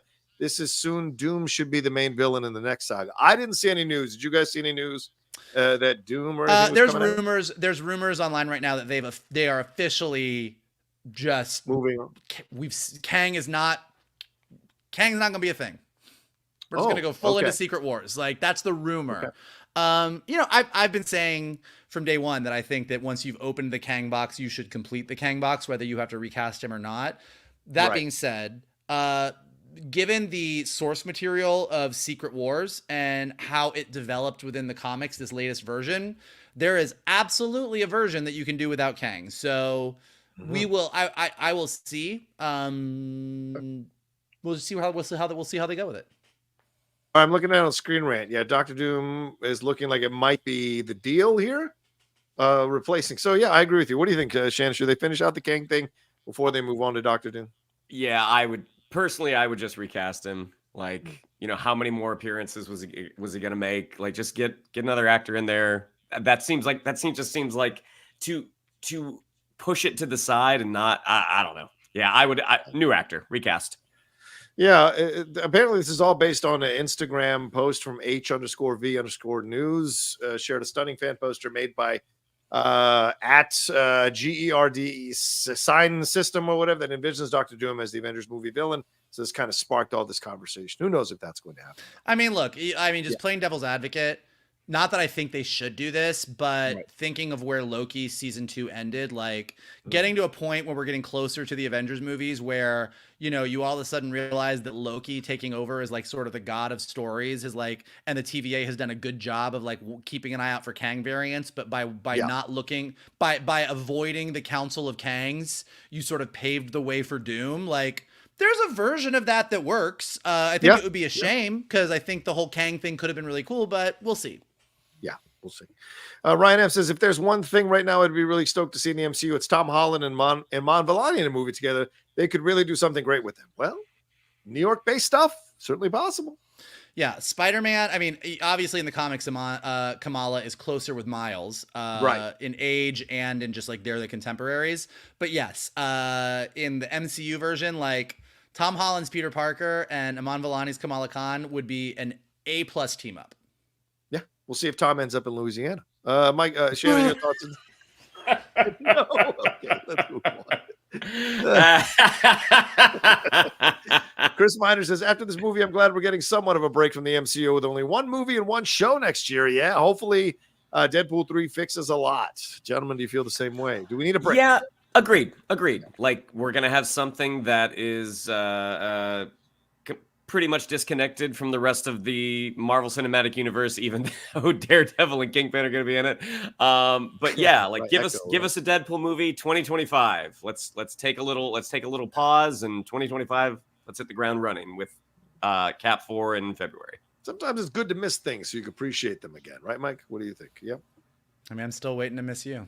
Oh, Jesus Christ. Derek Johnston says, oh no, is it all? Is this, I don't know where the one is. Where was Derek? Derek, I don't know where your one is. I don't see your one. All right. So maybe you didn't put it in, but so I'm just going to read you what you got. 2, there are valid criticisms about this movie. Saw it twice. Marvel earned my trust. And honestly, out of almost 40 projects, there's been 2 or 3 that could be called bad. That batting average is high. Always love watching you guys. Y'all need a show on Twitch live once every 2 weeks so we can get you all unfiltered. Beast looks amazing, and if that's how we are starting, oh, I'm on board. All right, well, at least one person's a fan of the Beast situation. So respect, Derek. As you just heard Michael say, he can, he needs to learn to miss me. So we're not going to do another show on Twitch, but maybe, Derek, maybe in the future, we'll see. Fantastic 314 says, hey, Geek Buddies, I loved the movie. The misses it had didn't take me out of enjoying it. Is no one going to bring up Carol Danvers got married? The dog getting pizza made me smile. Yeah, she got married, but it was a marriage of convenience. Is that a marriage of convenience? What are your thoughts on that? I don't think that's a marriage. I mean, listen, she had way more chemistry with Valkyrie. Am I right? Here he goes. Don't push your agenda on me, man. Yeah, maybe. Love is love. Love is love. Love is love. Shannon, any thoughts on Carol Danvers being married as a political situation? Yeah, we're not going to see her husband again. Yeah, probably not. We barely saw. People made it such a big deal. He's barely in the movie, which is a shame, man. He probably sung his ass off in those 20 minutes that were cut. You're probably right. Cooley Hash says, I thought the movie's aight. It was cool. Love the end credit scene. Also, the water planet. Is it completely destroyed? Love to you guys. Be easy. That's a good question you have. They just like the Kree planet. Carol never went back to check on Aldana and what happened. So, yeah, what do you guys think about that? Was that a miss of the movie? Not going back to check on Aldana? That's why we're not going to see the husband again. He's dead. I gotta tell you, I did. Somebody pointed this out when we got on the movie. Like Dar-Benn's planning leaves something to be desired. If you're gonna steal water from a planet that's like 90% water, why do you go to the one place on the planet where there's land and fight people? Go to the other end of the planet and just drain that swamp. Nobody's gonna know. It's true. By the time they get to you, you'll have drained it, as you said. Yeah. Joseph Blasco says, if I ran MCU post-credit, would be Rogue taking Carol's powers and memories. That's a post-credit scene to talk about. Yeah. Oh, Carol did. Oh. Well, yeah, for those who don't know, I mean, that's where Rogue got her powers. Like Rogue, when she was a villain, and back when Captain Marvel was just Miss Marvel, I think if she wasn't something else, like, yeah, Rogue took her powers, and that's kind of where Rogue's power set came from, and wiped Carol out to the point where I think she got amnesia. One of the several times that Carol got amnesia in the comics. That was a nice trick. Shannon, your thoughts on that? Sure. I'm trying to find out if they moved to Louisiana or not. They didn't move to. They didn't. Every box was like the Khan's kitchen. Not the Khan. Now you got me confused. It was like, oh damn it, Mike. It was like Carol's. It was like Carol's nuts and bolts, Goose's kibbles. Like it was like it was her boxes. We see right at the end of the Marvels, we see the Khan family all safe and sound, helping Carol move into Maria's old time. Okay. As her mom, dad, and brother ferry boxes in the house, Kamala marvels at the old plane out front. They sit in the plane. And she says this would be a nice place to raise some kids. She says with a smile and the most bombastic side eyes. Amir reacts by trying to mute his brother. So maybe the brother is staying in Louisiana. How about that? Can we split? That's just a mom-momming. That's just a mom-momming. All right. Fine. I don't think the brother's wife would be thrilled with him moving in with Carol Danvers. Apparently, she was fine with him going off into space. That was the situation. Let's see. We got more just to kind of wrap up the show here. Oh, yeah. Jake the Nerd said, well, they fucking did. Hashtag John Rocha. I just choked my tea and laughed LOL, but let's fucking go. X-Men versus Avengers in an incursion struggle to survive. Give me it, damn it. LOL. Also, this triggered a YouTube rabbit hole on the binary character. Yeah. Oh yeah, everybody. I do love like every every Marvel person, everyone and all like, oh well, let's talk about binary. Obviously, we all know that binary. Nobody knew the fuck binary was. We all got out of that movie and we were like, my friends were like, so who was that? And I was like, that was Carol Danvers actually lost her powers and briefly joined the X-Men. And hold on, and now everyone is like, oh yeah, binary. No, come on. Every one of us Googled that shit. Brilliant. You're right. It's binary. No one's going to try to tell you. Yeah, maybe 10 people knew who binary was in the theater when it happened. Be real. And one last one here from Queen of Geek, who says, do you think the problem MCU is having is the adding Disney Plus shows to the timeline? Didn't have those shows during the first few phases. I think shows are causing a problem with continuity. Is the movie before Secret Invasion and Thor? Because it feels like it is. Yeah, we talked about that earlier, Queen, so it's a great thing you bringing that up again. Yeah, gentlemen, your thoughts here. The shows which Shannon, I know you read the MCU book. What I've read some excerpts is Kevin wasn't the biggest fan of doing the shows and making them canon, but he kind of had to get on board with it. And now it seems like because he wasn't that interested, it's coming through in his work. I don't think it was so much he wasn't interested. I think it was the amount that they wanted. Fair enough. The volume. Yes. Yeah. Mike, your thoughts on this? Yeah, it does feel like, whether it was from lack of interest or not, I don't know, but it does feel like whether it is a timing issue, a release date issue between TV and having, because, like you think about what Marvel did with phases 1, 2, and 3 and like, okay, we got this movie coming out now, and then we've got this movie coming out. Let's make sure they connect. Now it's like we got this movie coming out and this movie coming out and these shows coming out and this episode airs this date and this episode airs this date and this episode airs this date, and let's make sure it all connects is definitely harder. And it is those connection points that do seem to, like you think about the list of things. Shang-Chi's 10 rings are actually an alien artifact, and they are sending a signal somewhere. Bruce Banner, what's the signal? Carol, I don't know. That was like 35 years ago that we heard that. Now we know that the 10 rings are somehow tied to the quantum bands, because the one quantum band that Kamala's ancestors found was on a Kree arm in the 10 Rings temple, and now we know where the other quantum band is. So like maybe we're slowly figuring that out, and then we know about Elsa Bloodstone, and Man-Thing exists, and he's off doing his thing. Like there's all of these pieces that every time we watch these things, we're like, ooh, that's cool. As I've said 1,000 times, there's a giant fucking celestial in the ocean, and nobody talks about it. So I think 7 movies. Yeah, I think that those are the things that are making us all go, oh, okay. Where are we going? What's happening? I don't know. And so I think if they can fix that continuity problem, if they can actually get us excited about the big picture again and make us feel like we're all moving in a direction, I think that's going to go a long way towards getting people back on board. Yeah, I need like a Charlie Day board explaining it, everything. Shannon, your thoughts? Yeah, you good? Okay. Yeah, I mean, okay. Yeah, Shannon's on empty right now. All right, let's wrap it up. Thank you, guys. Yeah, we're 2 hours. I can't believe we took an hour and 40 minutes and had a 2 hour and 5 minute conversation. I thought for sure we were done. The discussion was longer than the movie.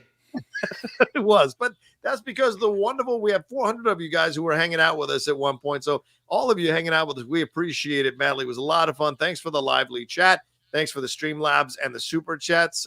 Michael and Shannon, final words on this movie. Where are we going to place it? Where does it fit in your MCU rankings, if you can say so right now? Mike, I go to you first.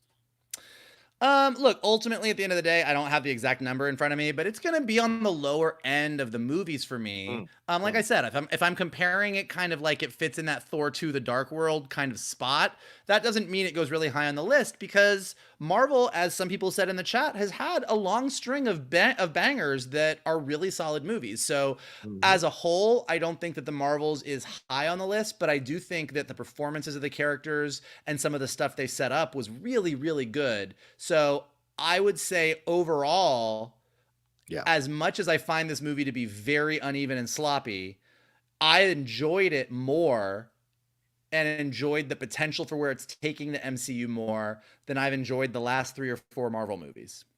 Okay, fair point. Shannon, your final thoughts on this movie and where it might rank right off the bat initially in your MCU rankings? It's a generous C+.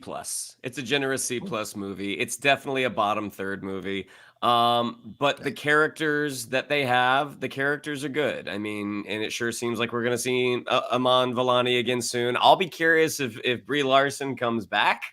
Because we don't know with the newer cast members the contracts that they were signing. It's not like the old days where they were signing 6-picture deals. Right. So I'll be curious if she comes back. I mean, there might be a limit to how much she's willing to take at the hands of hostile audience members. But yeah, I mean, I really hope we get to see Iman Vellani and TEYONAH PARRIS again as well. Yeah, I have to say it's in my bottom third as well. It's about a C. I don't even give it a C+. It's a C for me. I wanted more. We didn't get it in the end. But look, I want Brie Larson back. And as Michael bangs his drum, I will bang my drum. Brie Larson is a goddamn good actress. And once you give her more to do and write to her strengths, she can show you how good she was. And there are great moments in this film for her acting-wise. Not great overall, but great for her performance. That scene when she flies off and misses Monica as the thing closes and we get the close-up on her face, that's some genuine emotion going on and some real things going on for her. So to me, it would be a loss to the MCU if we lost Brie Larson as Captain Marvel, and I think she showed it again in this movie. Iman Vellani, great, just adding to her resume and adding to people's enjoyment of her is just smart. And this is a woman who's going to, or a young woman who's going to eventually be a huge power in the MCU, both as the character and as an actress. And I think that's going to be fun to see. We need more for TEYONAH, though. If you're going to keep TEYONAH in this universe, we need more for TEYONAH, because she did get the short shrift storyline-wise in the movie and some of the cuts. So we need to write to her strengths and flesh her out a little bit more. I liked the end credit scenes for what they were, but they also give me concern about where we're going and if they're going to be able to pull it off. But overall, yeah, the film, a little bit of a Frankenstein film with some cuts here. I could have had more, 20 minutes more that would have at least given it a little more depth, a little more complexity, and kind of fleshed out a little more of these emotional back and forths that would have left a more of an effect on us, in my opinion, overall. But if it overall worked for you and you don't agree with either of us, that's also great too, because what's great is enjoying something. And if you enjoyed it, God love you, you enjoyed it, and that's good for you. So all right, well, thanks everybody for hanging out with us. We appreciate it madly. Thanks again for the live chat, the Streamlabs super chats, also cool. Shannon, what do we have to tell? Yeah, I'd like to follow us on social media. On Twitter, it's @geek_buddies. On Instagram, at @the_geek_buddies. If you'd like to follow me on social media, on Twitter, it's @Shannon_McClung. On Instagram, it's Shannon the Geek Buddy. If you would like to follow Mr. Vogel, it is @MKToon. If you would like to follow Mr. Rocha, it is @TheRochaSays. Mikey? Listen, if you like 20-minute musical sequences, if you like 20-minute cat Flerken memory sequences, or if you just like arguing about Kelsey grammar, we got a little bit of everything for you here on the Geek Buddies. And here's what you guys can do for us. Smash that like button below. Subscribe to Johnny's Outlaw Nation page. Check out all the amazing content he's got there. The chat in the live chat has been great. If you're watching this, leave your comments below. Let us know what you thought of the Marvels. Let us know what you thought of those end credit sequence, and let us know what you think of where the MCU is headed. If you are listening to us on a podcast, go ahead and leave us some stars and some comments so we go up in the rankings and more people can find us. And as always, the best thing that you guys can do is retweet this video, post it on your socials, send it to your friends, and tell them to hang out with your buddies, the Geek Buddies. There you go. All right. Well, thank you all so much for hanging out with us. Don't forget, we have a main show coming out later on this week. Look for that. And until then, take care of yourselves, be well, and we'll talk to you next time with another brand new episode here of the Geek Buddies!